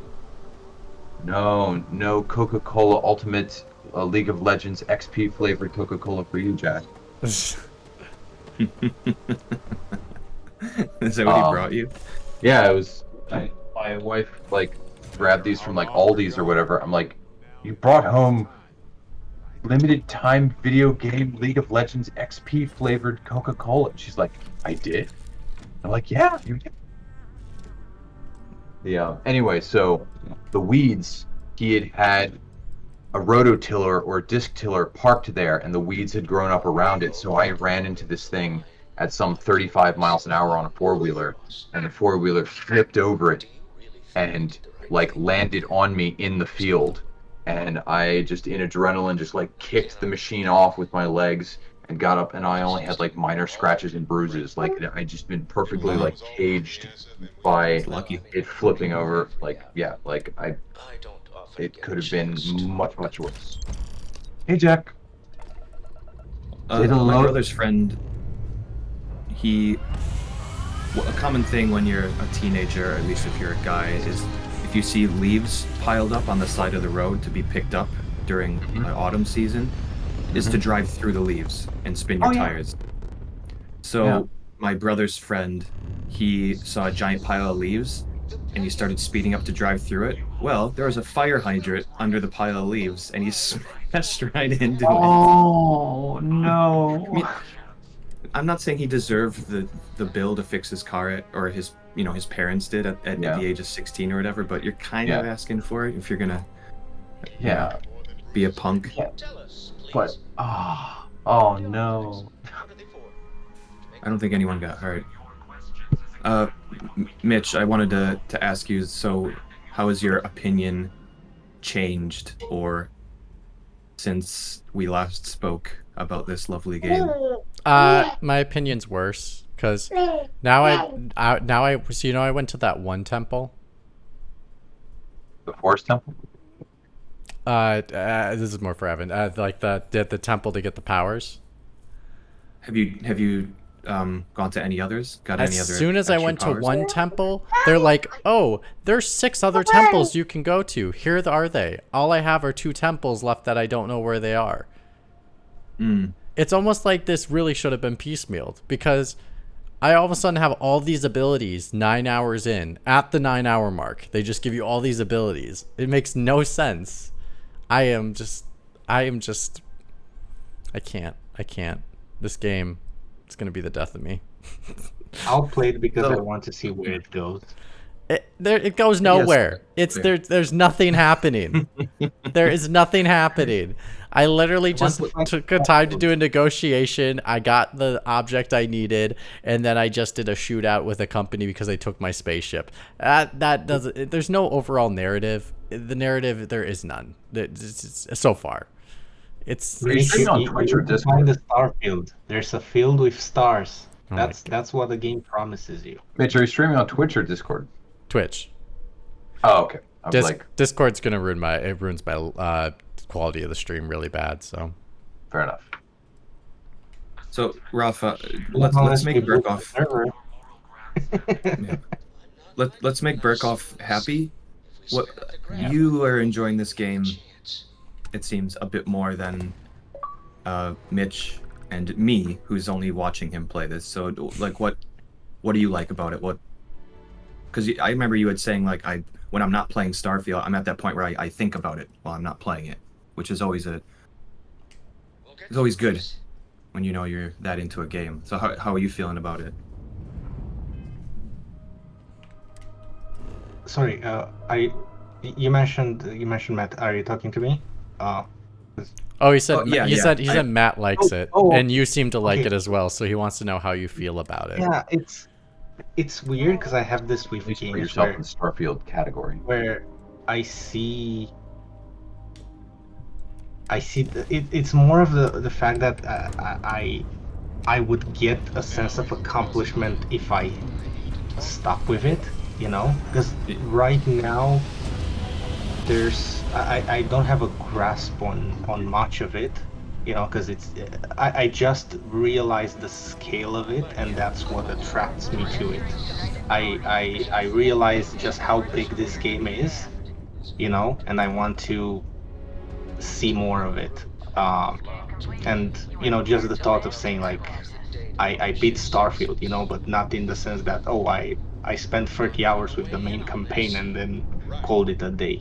Like I do want to see more of the stars and the planets in there. Of course, like I have a feeling a lot of things will start to repeat themselves, and then I will go for guides. But I'm willing to go for guides on the internet to tell me where are the places where things happen, because I don't want to take of my time, you know, to try them all by myself. Like I'll maybe follow guide, but it's unique. It's unique in the scale that it has. I like the granularity of it. I cannot say that I'm having fun per se, but I find the combat fun, you know, because it's slow. It's different, or maybe that's it. I've never played a game like this. It's my first Bethesda game. It feels different from everything else I played, you know, ever. I would play Outer Worlds. I just tell you, play Outer Worlds. It's so much better. Yeah, because that was another thing that attracted me. Like, oh, it's made by those guys. No, it's not made by those guys. They're different people. No, it's made by former those guys. I don't even think they're former those guys. No, they just. Didn't they work on Fallout? No, it's Obsidian, right? Correct? Yeah, Obsidian was hired to work on another Fallout spin-off, basically, and they just made it better, basically. Everyone liked their version of Fallout better. Yeah. So they're known as the better little brother of the Bethesda big brother, even though they have no Did correlation. they make New Vegas? Yeah. Yes. New Vegas? Okay, which is everyone's. That's the only one I've played, and I really liked it.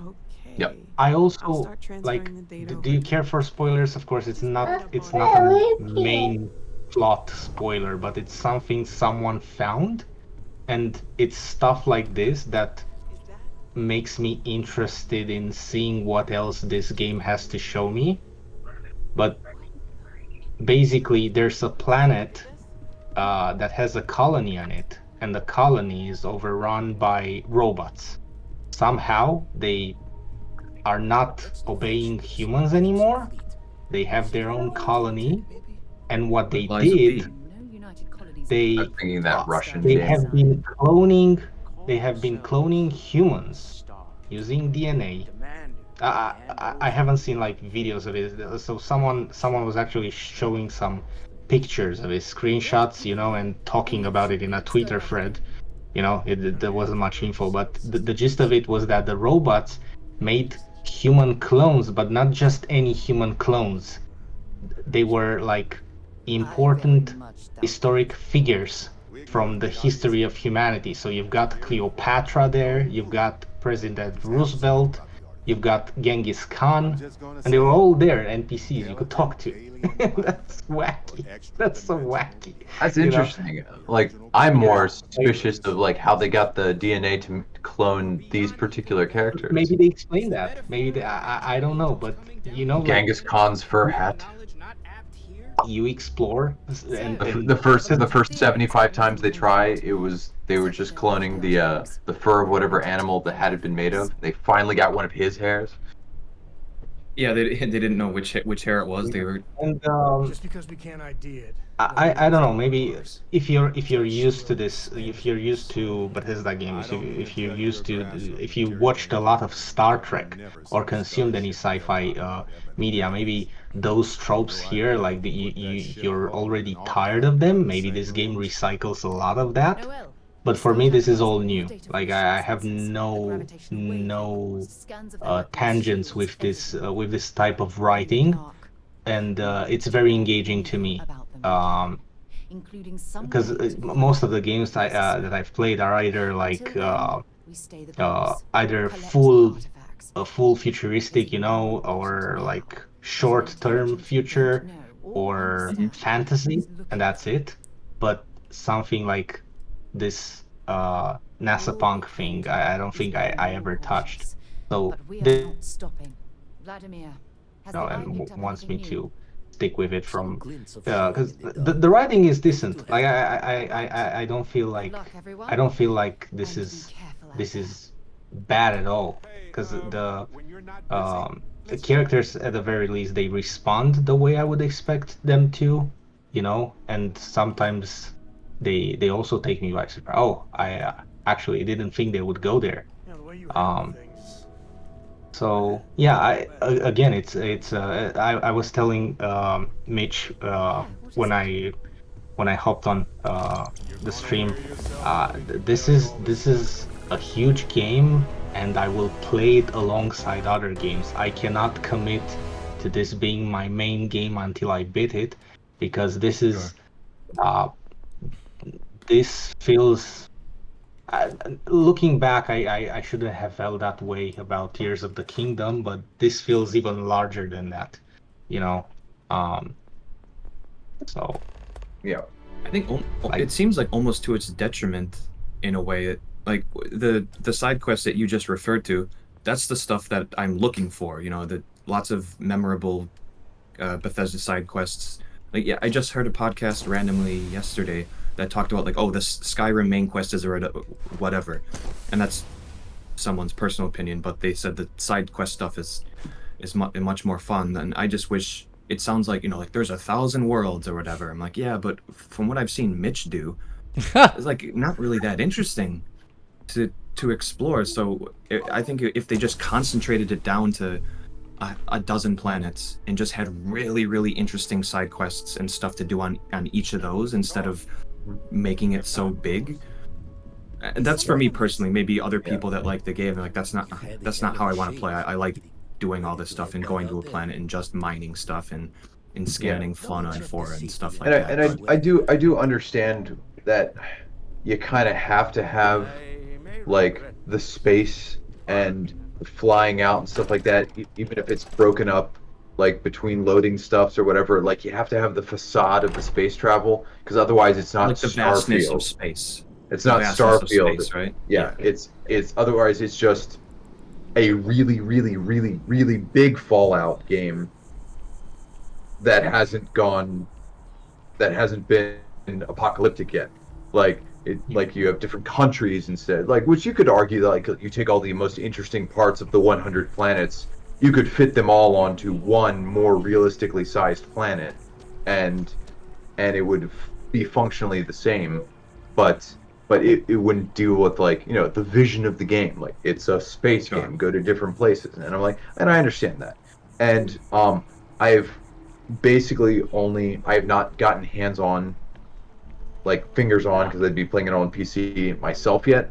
But I have watched some people play, and I've like been interested in more for the spectacle of those particular people playing the game.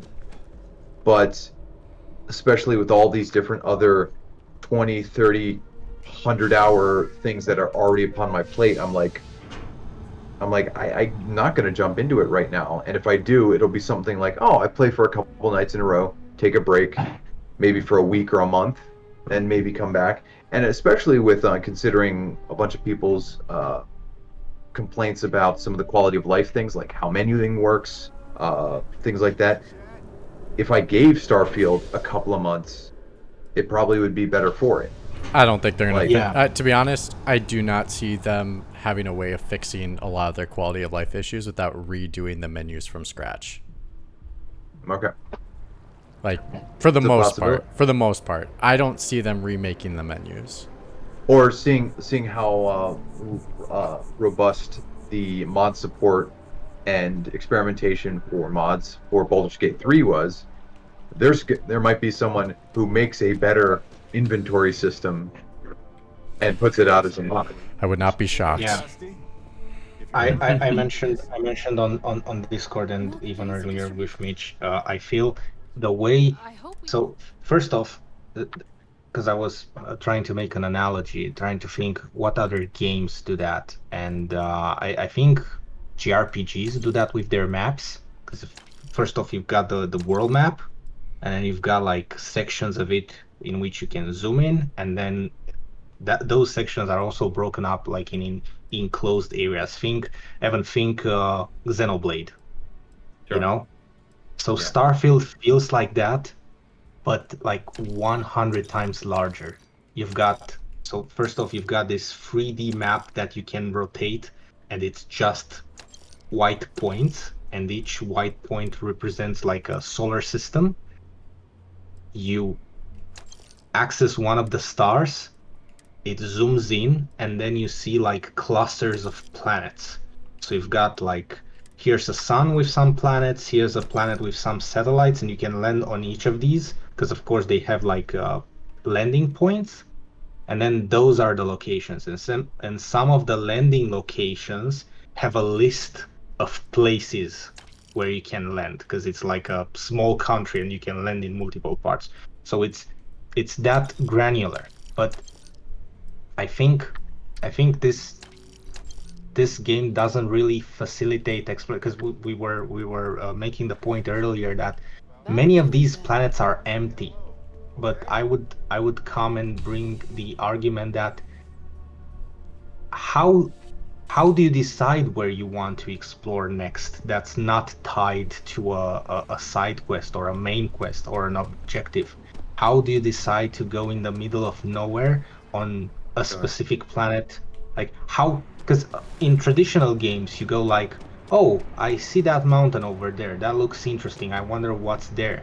When you're presenting with a thousand planets, like how do you pick a planet? How does a planet pick your interest? You know, like they're just spheres. Like why would you go there in particular? So right. I think like you can't visually you can't see like what's especially interesting that about visually it you cannot from that really view. You're looking at all those white dots and they don't look different from each other. You know, like it's not like, oh, I'm going to go to this part of the galaxy of the entire map because this part is red. No, you know, like there's no differentiation between them. Right.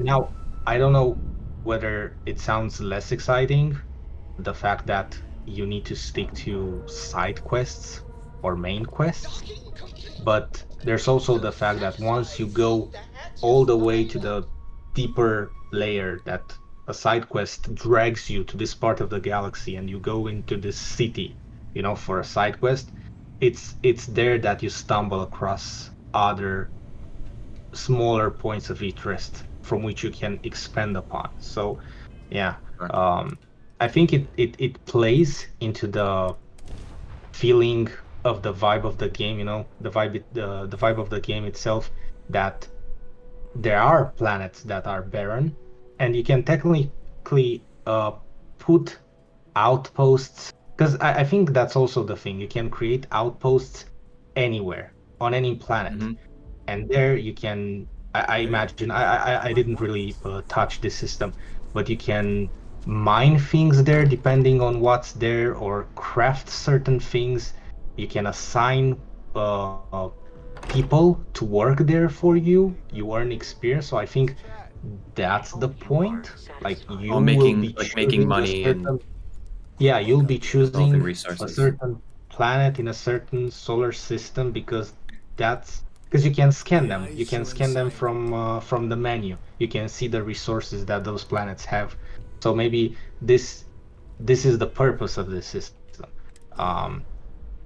And you'll be deciding to create an outpost over there because it facilitates certain things for you material wise, you know. So although they are barren, they facilitate this system of outposting. At least that's how I would try to make sense of it. Another, not really tying to this, but to the topic of the game's vastness. I was seeing another quest. Someone was talking about it. There was a quest where the player stumbled across a really old NASA ship, rusty. It was this big ship where people have been living there for generations on end. It was on the latest Sacred Symbols podcast, if you watch that, so I don't repeat myself, but Chris actually was talking about this side quest where these people have left Earth, They set out for a specific trajectory to find this specific planet, and they took so long to reach it that in the meantime humanity evolved and caught up with them, with their expansion. They moved to new planets, they built colonies, but they were still in space because their ship was so old tech and so slow that many generations of humans lived on that ship. And apparently they reached the planet they wanted to colonize, but there was already a resort there. Like, you've got these corporate people down there on that planet, like doing resorts. It was like a touristic thing, and so the people on the ship tell you to go down there and massacre everyone down on the planet so they can colonize, because that's their legacy. And the corporate people down on the planet, they were like, no, go destroy that ship because they are ruining our business. You know, like, people are going to get scared that there's this fleet outside our planet. You know, like, people won't come to visit this planet anymore. So yeah, that's really that's interesting. You know? Like, both of the side quests that you had explained, like, yeah, I'm totally into it. Reminds me of, you know, very like interesting and well thought out side quests in like a Mass Effect. I would say, is there a binary choice there? Like, you have to destroy one or the other? I'm guessing there's a way that you can negotiate to have both parties be satisfied. I imagine so, because I've already I already encountered that, and I think, like, of course, I can't imagine this goes to like the consequence. I can't imagine the consequence go too far, but they do go further than your average game. You know, so you know what it would be funny if you had not like a no Russian moment, because that's a bit sadistic, but like you agreed with the ship and you just went down into this like very bougie resort with like a shotgun and just ran through and shooting people that are like relaxing in chairs with margaritas and everyone's screaming and running away. That'd be funny. Or you can decide to, you know, shoot everyone, destroy the fleet, destroy the people down there. Yeah. But I guess I would have to get to that quest myself to see how it pans out. It's interesting because it offers new narratives, new narrative structure, because it's a different context. You know, like, for instance, this thing that they traveled for so long that so many generations of people for centuries they lived on that ship, and humanity caught up with them. You know, that's that's kind of cool. So like they were sent off as a seed, and then humanity caught up with better space travel, and it was able to meet them there before they even arrived. Yeah, I don't know how much of this you caught, but yeah, basically they eventually reached the planet, and they were like, "What do you mean there are already people down there? No, this is our legacy. We left Earth to find this planet and colonize it. What do you mean there's a resort out there, cities, countries, whatever? No, you have to go down there and eliminate." And the corporate people down below, they were upset with the fleet outside their planet because that was ruining tourism for them. You know, because I imagine they were stationed there outside of the planet for a while.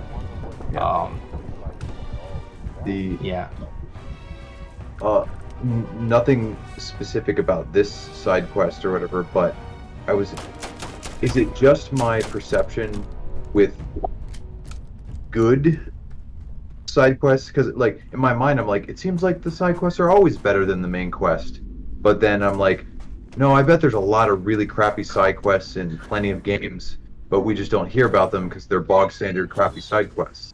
But I'm thinking of like Oblivion, Skyrim, Witcher 3, some of the Fallout games, and apparently here in Starfield, a lot of people like the gist or like the narratives told in side quests way more than the core narrative, and either that's a testament to maybe not how much easier it is to create a more succinct narrative, but how difficult it is to create a wholly engaging narrative the whole way through. Because it seems like in a bit of a way, like say Final Fantasy 16 is flip flopped on this. People kind of like the core narrative, and they like the side quests too, but I don't hear anyone talking about specific side quests from. Side quests are awful. 99.9% of the side quests are dog shit. Yeah, I don't hear people talking about Final Fantasy 16 side quests, but like I hear people talking about different quests from The Witcher or the A Night to Remember from Skyrim, which was actually what made me stop the game because I was like, this was such a bloody brilliant side quest. I don't think anything's going to be better than this, so I stopped playing the game. Like that whole long side quest where you have like it's the Hangover, I guess. It's the movie The Hangover. I've only heard about it, but it sounds really fun. But it was a bloody brilliant quest, and it's very long. And like how I think Matt alluded to, he's like whoever's writing like the stuff for the Dark Brotherhood in Skyrim is doing way better job than like a lot of the other people. But what I think you have I just quickly, I think you do have a good point where, like the side quest that Rafa was referring to, like the planet where they cloned like famous people, or this side quest where that you just talked about, where there's a resort on a planet that they thought that they were going to colonize. It's easier to make these small kind of side quest stories, but you couldn't really stretch either of those out into an entire game, right?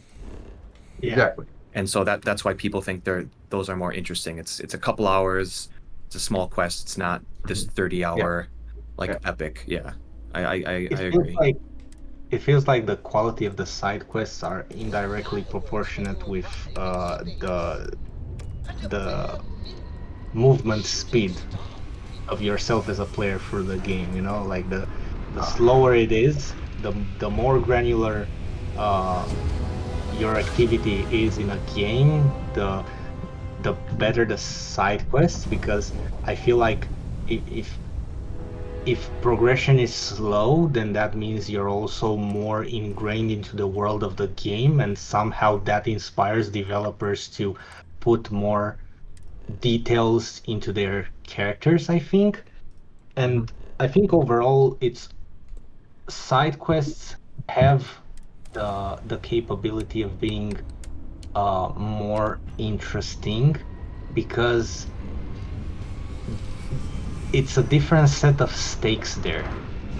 Whereas with the main quest, you're thinking about how most characters are plot protected or not. Like there are these binary stakes. Well, it happens or it doesn't. This game has this message that it wants to tell me, and it can't be something meaningless because, otherwise it would be a bad product. It has to inspire me, whatever. Like most people will be getting through this main quest line, and they need to get this specific something. And for the side quest, they can do anything because it doesn't matter, Right, like Barrett, this side quest character, or not the main quest character, Barrett from Constellation, like he's not gonna just die. But the side quest, maybe.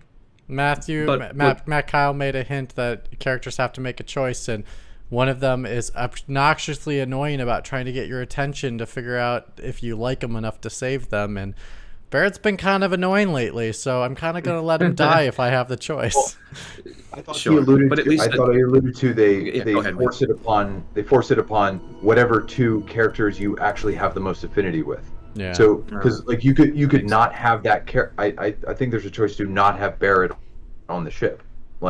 Because there is an achievement for going solo, like for having no one on the ship. I technically do not have Barrett assigned to anything, yet he is by my side for this entire freaking campaign, and I hate it.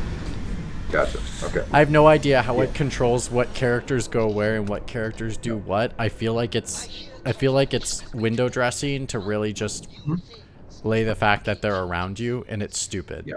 It's utterly stupid. And these characters are garbage. They're dog shit. They're all dog shit. Yeah, I've not heard anyone praise really any of the characters. Like mild tolerance is the best I've heard for some of the characters. Yeah, but this man, I like to smack him because he's annoying. It's just bam. So, something I wanted to get to, that I have to pose from the outside because I can't objectively comment on it, only from viewing and listening to various podcasts and stuff like that. Because there seems to be in some instances, like, I mean, yes, both Matt and Shane gave it like a thumbs up, like, hey, it's great, go play. I disagree with them immensely. I do. No, I understand. I'm saying like there's that side of it. No, totally. There's I feel you. There is, and then for me, just from the outside, it feels like it's a game that has a lot of great parts, but is less than the sum of its parts. Is how it comes across to me, so I'm like, there's that side of it, like a lot of good things, some bad things, but even when you put it all together, it doesn't feel like it adds up to a complete whole. But on the other side of it, if you had to objectively stack this game up to, like, there really is not that much mainstream competition in this space for this, no pun intended, for this exact type of game. Yeah. If you stack it up against your No Man's Skies, your what's the dogfighty one, or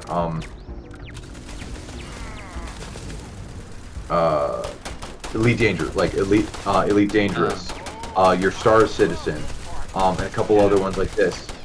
I think all of those different games succeed in a more specific niche. But what other game would you say offers the most complete package other than Starfield? Wow. Because even if it doesn't reach the full height, it seems to have something for everyone in a way. And I'm asking the question because I haven't personally played it. You forgot Mario Galaxy. And also like Outer Worlds, like would be a similar game, but Outer Worlds even itself is a like an open large area semi-linear campaign, correct? Like you can do a whole bunch of choice things, but it's not like, oh, giant galaxy, go explore. Does Outer Worlds not have like a planets or something like that in a menu, or is it just one location, one map? I think they have, it's like locations from a menu or whatever, like you're not flying out to different things or whatever. And so I'm wondering, like, even if maybe it comes up in a disappointment way, is it still not, like, even if, can it still be a jack of all trades and a master of none? Can it not excel in any particular category and yet still be the best version of the type of game it's trying to be? No. Right. Okay. It doesn't seem like it does.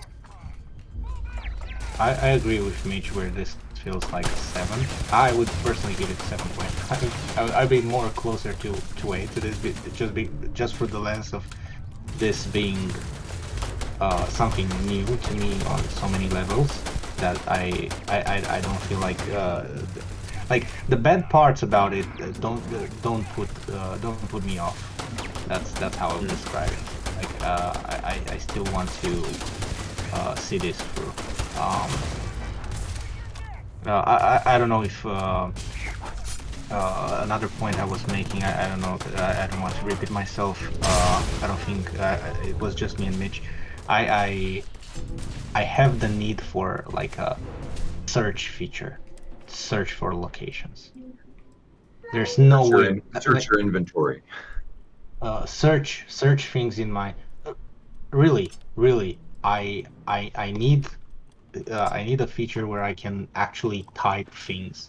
I felt the need to type out to search for a specific item in my inventory because I remember I picked something up and I had a rough idea what it was and I wanted to check it later to see if I should drop it or if it fits somewhere, whatever.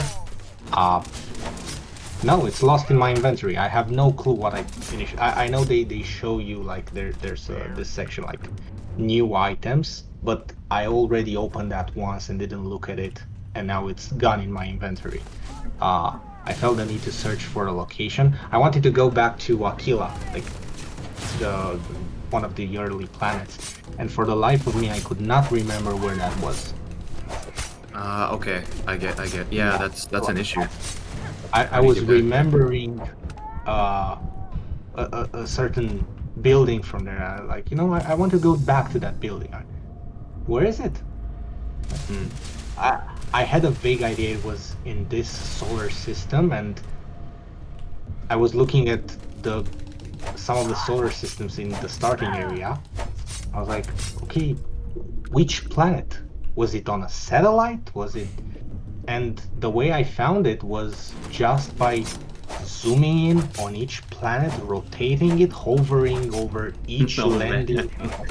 Because I was like, I want to give this time. I don't want to Google it out. I want to get used with the menus and everything. And I noticed that there's no way to go back to a specific place. You have to go down through 3 or 4 layers of a map system. Yeah, it's impressive, but you also need to give me, you know, like you need to take into consideration. Except when you're in a city, apparently. Sorry. Except there's no map when you're in a city, apparently.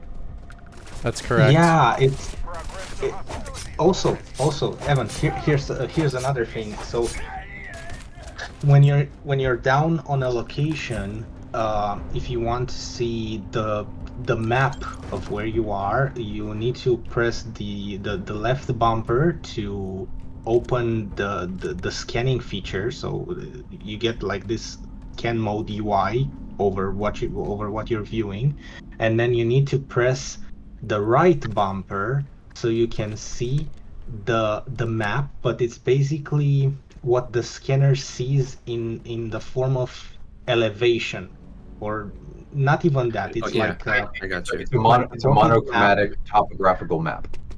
Yeah, something like that, and it shows you the rough location of points of interest, but you don't have mapped out like streets, buildings, whatever. No, it's just a collection of dots, and here are these icons, and it shows you your position and where you're looking at. You know, so it's like. And I'm assuming you can't drop tags on the map in any way. No, you can't. You can't. You can't even set a waypoint.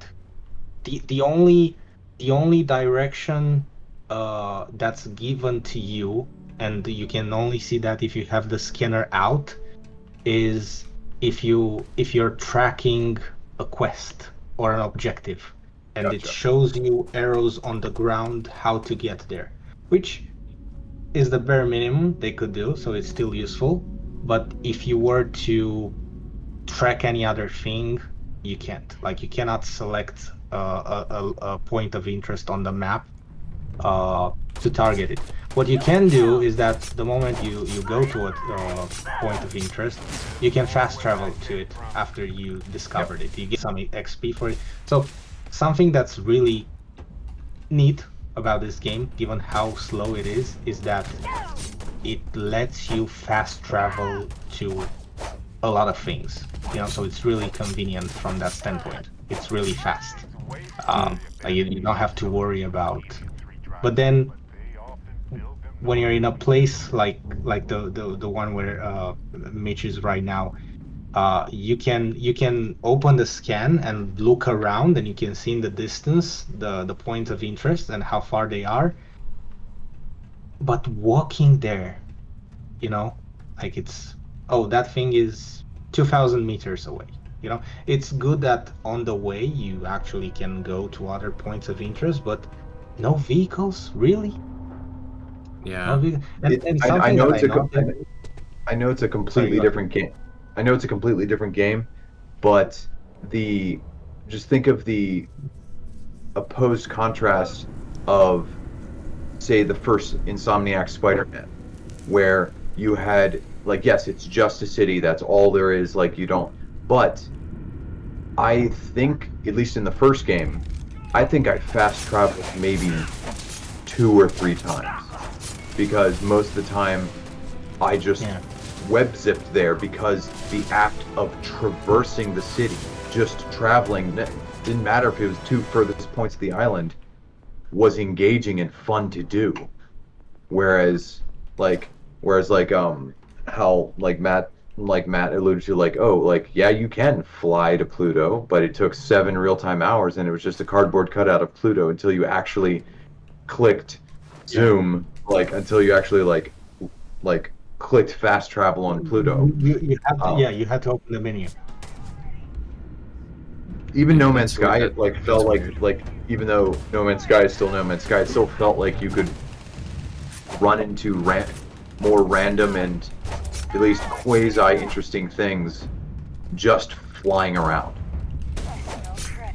Yeah. So and also in these worlds, so my hunch is that each location, at least the ones where you can also free roam, and it's not just like a building and you're inside it. Sorry, the character said they can't see, and it's like, yeah, because you're clipped into a bucket. Sorry, that's funny. I was telling I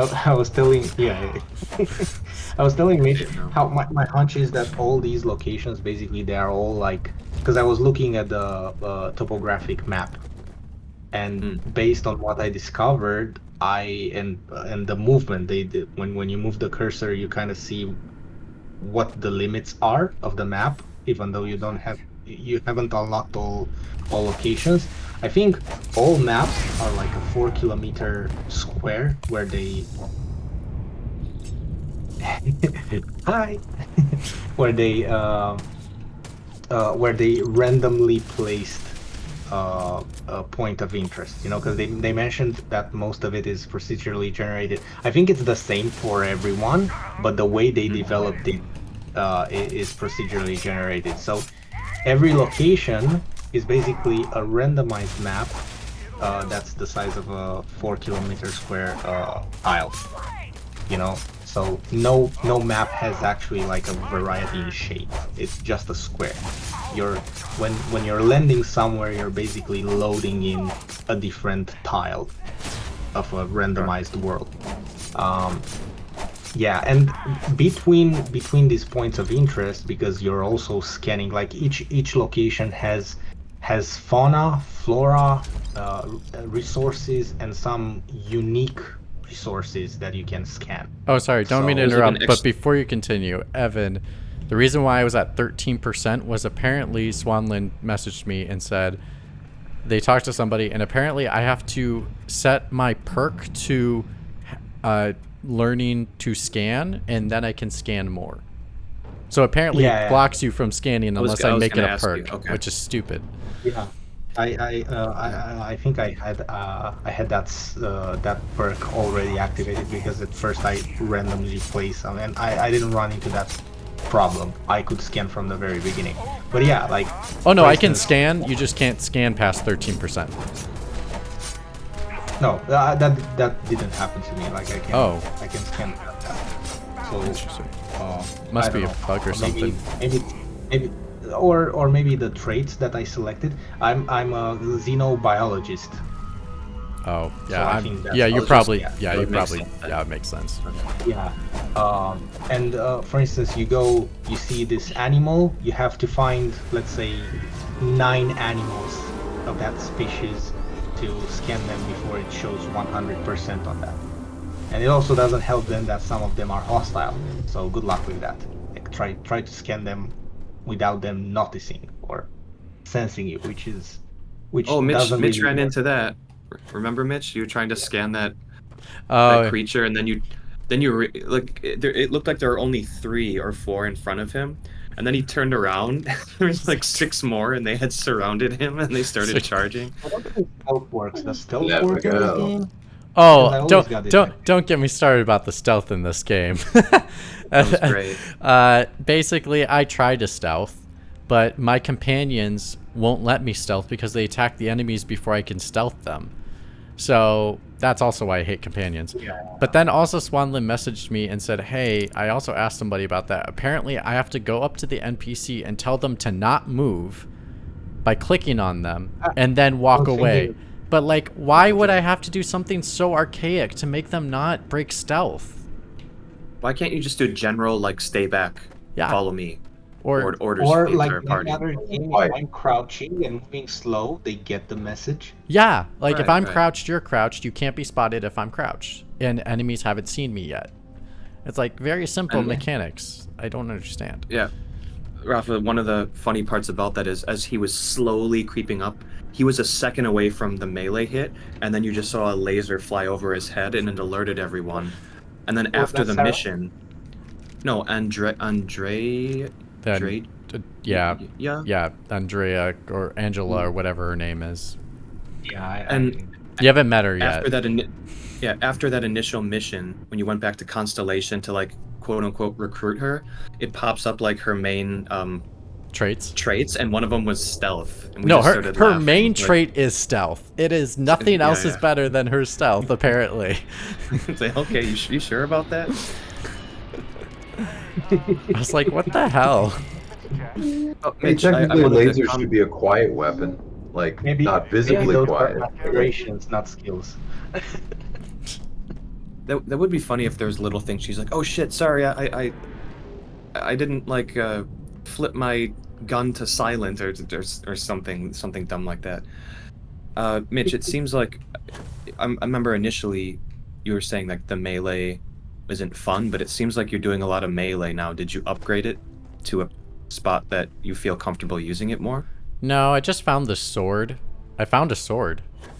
Oh, You know when I was yeah, complaining gonna- I could never find a sword?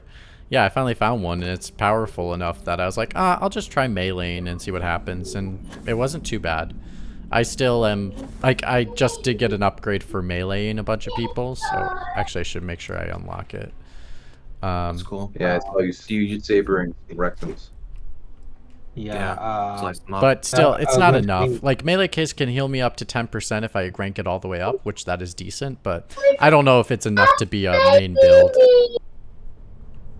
Yeah, I was telling Mitch at the beginning. I feel like the melee tends to be more convenient, or maybe it's just me that, because a problem that I'm facing, I'm always running out of ammo, and also the weapons that I have they don't feel really good. Maybe there's some trait that I need to upgrade. Must be that. But it's more convenient to just use the axe and basically like just hack them. Yeah, hack everyone. I'm trying to figure out which packs explode on enemies, because some of them do, some of them don't. So I'm wondering how to trigger that, because I go melee on some enemies and then they explode. Oh, it's because you hit their jetpack in the back by accident. Yeah, but that's the thing. Not everyone carries a jetpack, I think. Yeah, I've only had it explode a few times, but that's when I knew they carried a jetpack. Yeah. I also stole, or maybe not stole, but I used that trick in the lodge in the basement. There's I mentioned it on Discord, but there's that really powerful suit you can steal early on, which is actually a quest reward, but they didn't close the door from a topology, from like the armor is in an encasing, and the topology of that 3D model has a crack in it. So if you put the reticle through it, like it takes maybe like a minute to fix it. But if you put the reticle in the right place, you get a prompt to take the armor without opening the encasing, and you can actually get that armor for yourself early in the game. And I like some powerful enemies dropped like legendary helmet, legendary jetpack, whatever, and those things are still not above the quality of that suit that I have. So I had no use for any other equipment like that due to this little trick. I found it really funny to steal it like that. That's really funny. Now, can you look down at your feet while using the jetpack and shoot really fast across the landscape? So the jetpack doesn't really work. Like, it's more like an extra jump. Yeah, So it's like a based little on how boost. much- Yeah, yeah, and so for instance, you have this jetpack gauge, and each jump takes a bit. So I have it at a point where I can jump 3 times. Here, I can show It you it. recharges. I can show you it right now. Yeah, and basically it recharges. So if you're high enough, you can eventually like it recharges enough over time to get like a 4th jump. But it's not that heavy. Maybe there are other types of jetpacks that. It's probably you need an upgrade for it or something. Yeah. Okay, yeah. Because, I mean, I didn't think they'd allow you to do it like that, but I was thinking of the physics of, like, okay, the jetpack's on your back, so if you wanted more lateral movement, you'd have to, like, look down. And so if, like, you time it, like, whip your cursor down real quick, as you hit jump, you go and launch forward. That'd be some pretty cool tech. But, apparently it doesn't work like that. Yeah.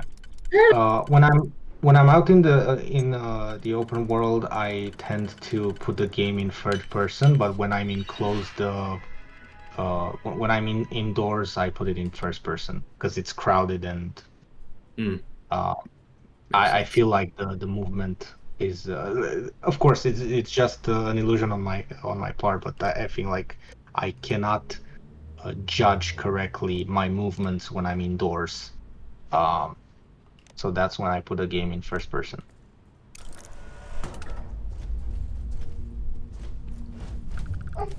Real quick, was there a specific channel that had all the results of that one episode early in the year?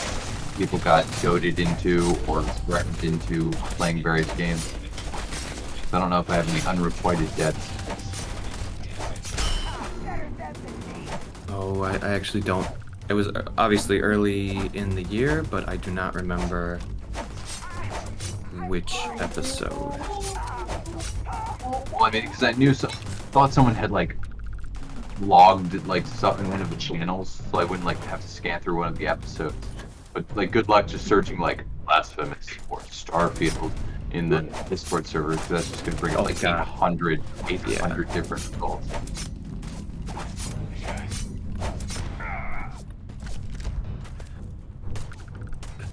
All right, I need to head out. I need to start studying like a good university student. Yeah, I need to finish this encounter and then I need to take care of some stuff for the rest of the day. So, just trying to get through these pirates as fast as possible. Well, Mitch, you're really chipping away though. You might be able to fulfill this within a week or so, and then you'll be free. I'm only gonna stream on the weekends, so next weekend.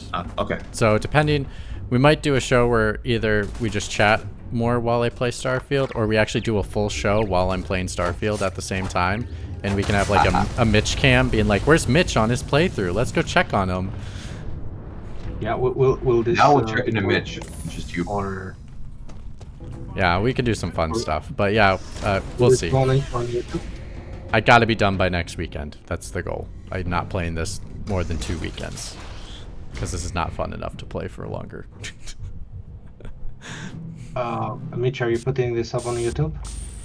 I don't control that. That's all McWomble and Burkoff, so it's up to them if they're gonna put it on YouTube as a series or not. They might be too lazy and just make it a Twitch exclusive. I also want to get more hours into it and maybe come on into a cast for this game, you know. Yeah, we can always do a spoiler cast for this. Oh shit, for this one. All right, I'm out. Mitch, enjoy, quote unquote, enjoy the rest of your. Enjoy your studying. Yeah, it'll be fun. All right, guys, have a good one. Oh, there he exploded. See, slashed him in the back. Yeah. Yeah, I'm trying to come up with a short list of like important games for the rest of the year that I want to play like in real time, like that I can't just throw on the stack or put in the backlog. Yeah. Because they're like, I'm trying to think of what they're like. There's something in what's the big thing in October? Spider-Man. that's it. I was like, no, there's at least one big one that I like definitely will be playing. So I have a month to finish Miles Morales. Oh man. Yeah. You got. Me, it's fortunate enough that's not a very long game, so you should be okay. Yeah. The problem is, and I've had to do this twice, is like I'd be like into it because I was playing it on like hard, and so I'd jump back in after like 3 or 4 months of not playing, get my butt kicked, start a new game on easy, like just to relearn the controls. Like, oh yeah, this is how it goes. Okay, and then jump back over to my real game. Yeah, I feel ya. That one's a slow burn for sure. Yeah.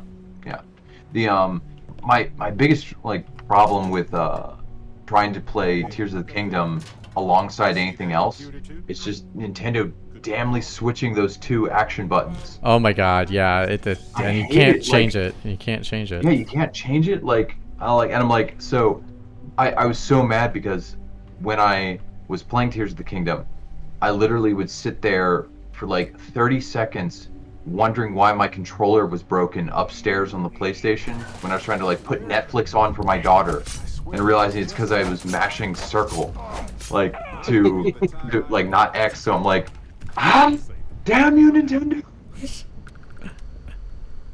And that happened back when Breath of the Wild came out, when I was trying to play it and Neo at the same time. Like it was so difficult. So, all right, I'm gonna go work on putting my kids to bed. I will talk to you guys soon. I didn't even realize I forgot to move Okay, stream around. Yep, take care.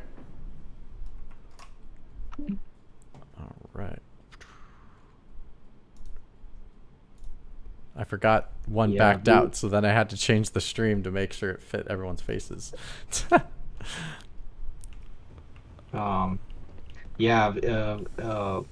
V's got used to playing her Switch with that layout, so every time she's jumping in on the Xbox, I made a profile for her to flip-flop it. Oh my god! To flip the buttons, and of course that's I have the controller settings as a shortcut on the dashboard, so I can quickly change them. But I always get confused for a few seconds whenever I hop back on Xbox and those are changed. Like, yeah. Nah, that's good. That's good that they're able to flip it like that, so you don't have to worry about it later.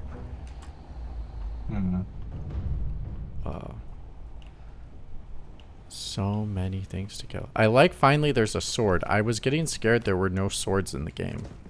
And I was like, how is there no swords in the game? I'm pleasantly surprised to see a sword in there.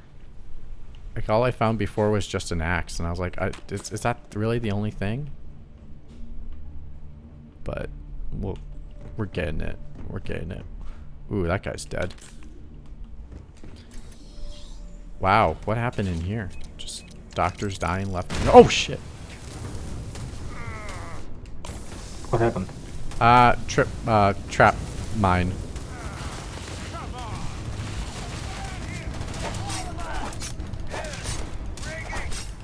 Jesus.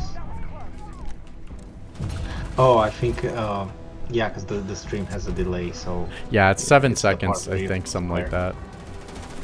Yeah.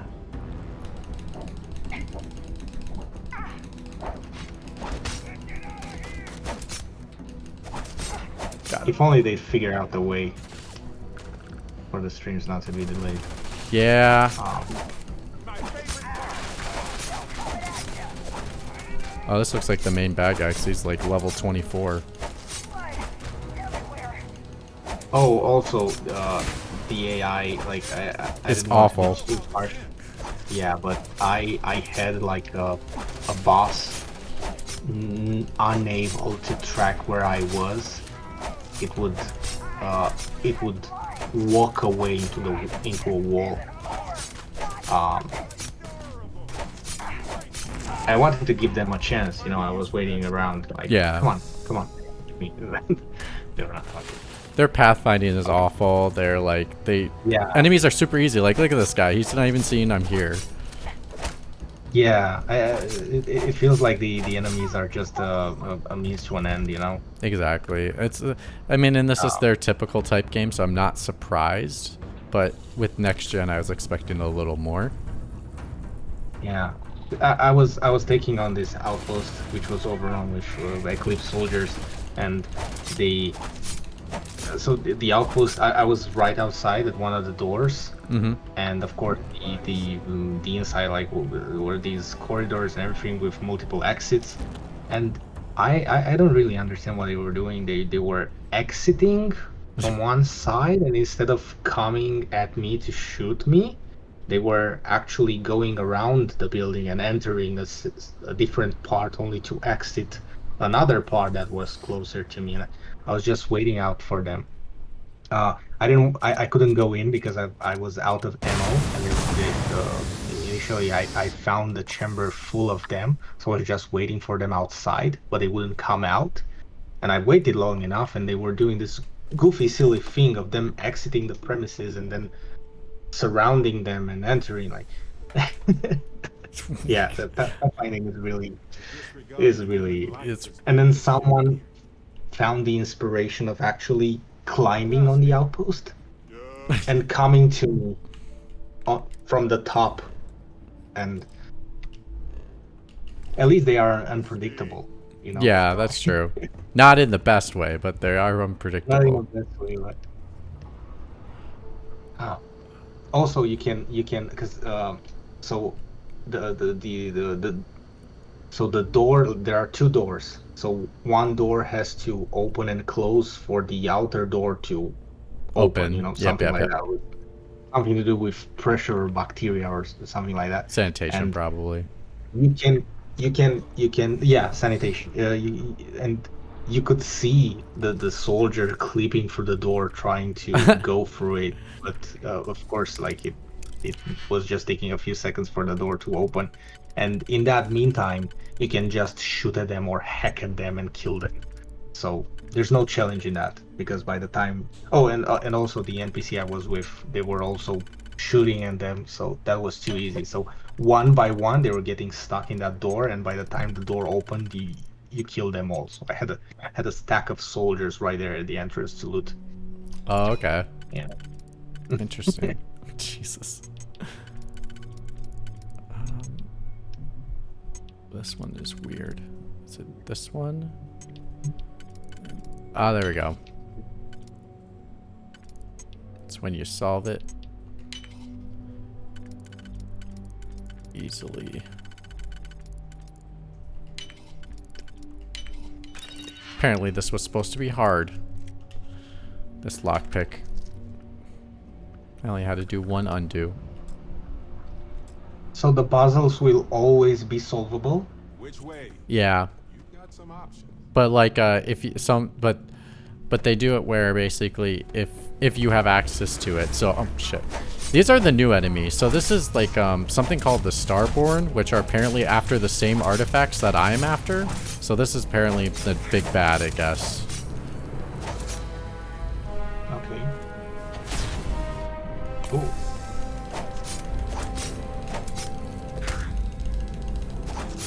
And I reckon the Starborn, they all live in a Starfield. I don't know, but when I kill them, they do disappear. I don't get to take any of their gear. It's kind of weird. Maybe that's a skill. I'm wondering if they have something to do with the actual like material that these relics are made out of. Because they have the same kind of pixie dust that I have, so I would think so.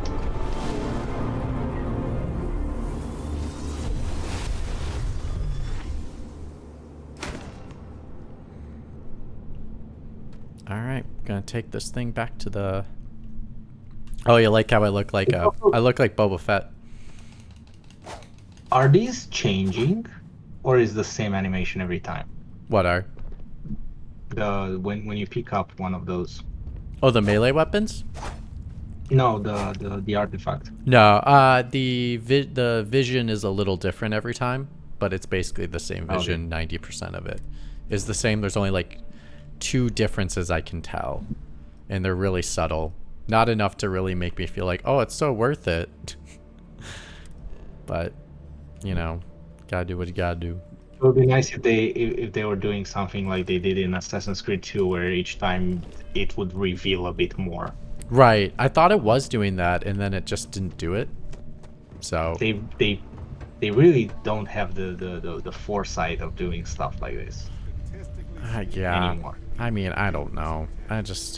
I question everything about this game, to be honest. It's just, especially story, it's not good. It's just like,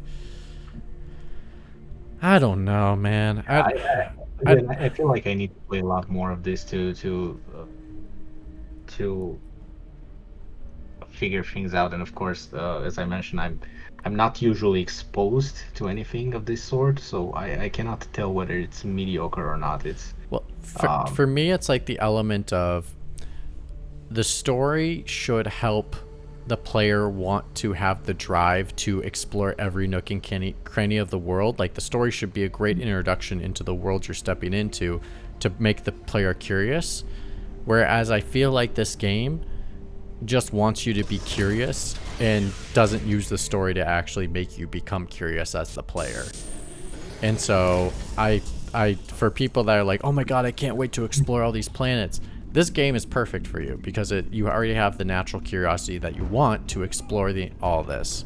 Whereas me, I have no curiosity to explore this stuff. For me, story is a big thing to help me want to explore the place, and it just doesn't accomplish that at all. I see. So. Yeah. Something that I've done lately in open world games is that I decided to stick with main quests for longer. You know? Yeah. Like, even if the game lets go of me, I notice how much more rewarding it, because you unlock a lot of things that they keep for the main quest, and I don't know if that's the case in this game, but lately it felt much more rewarding to control the urge to explore.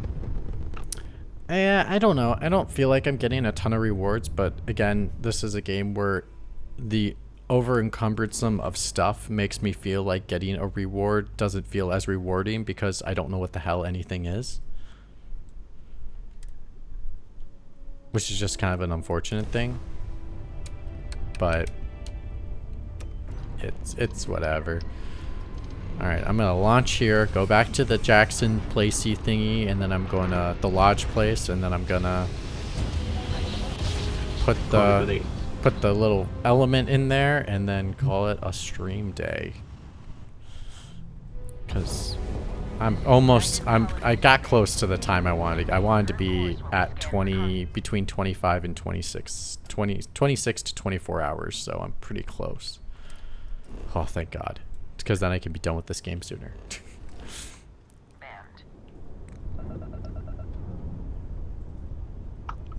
Scan complete. You are okay.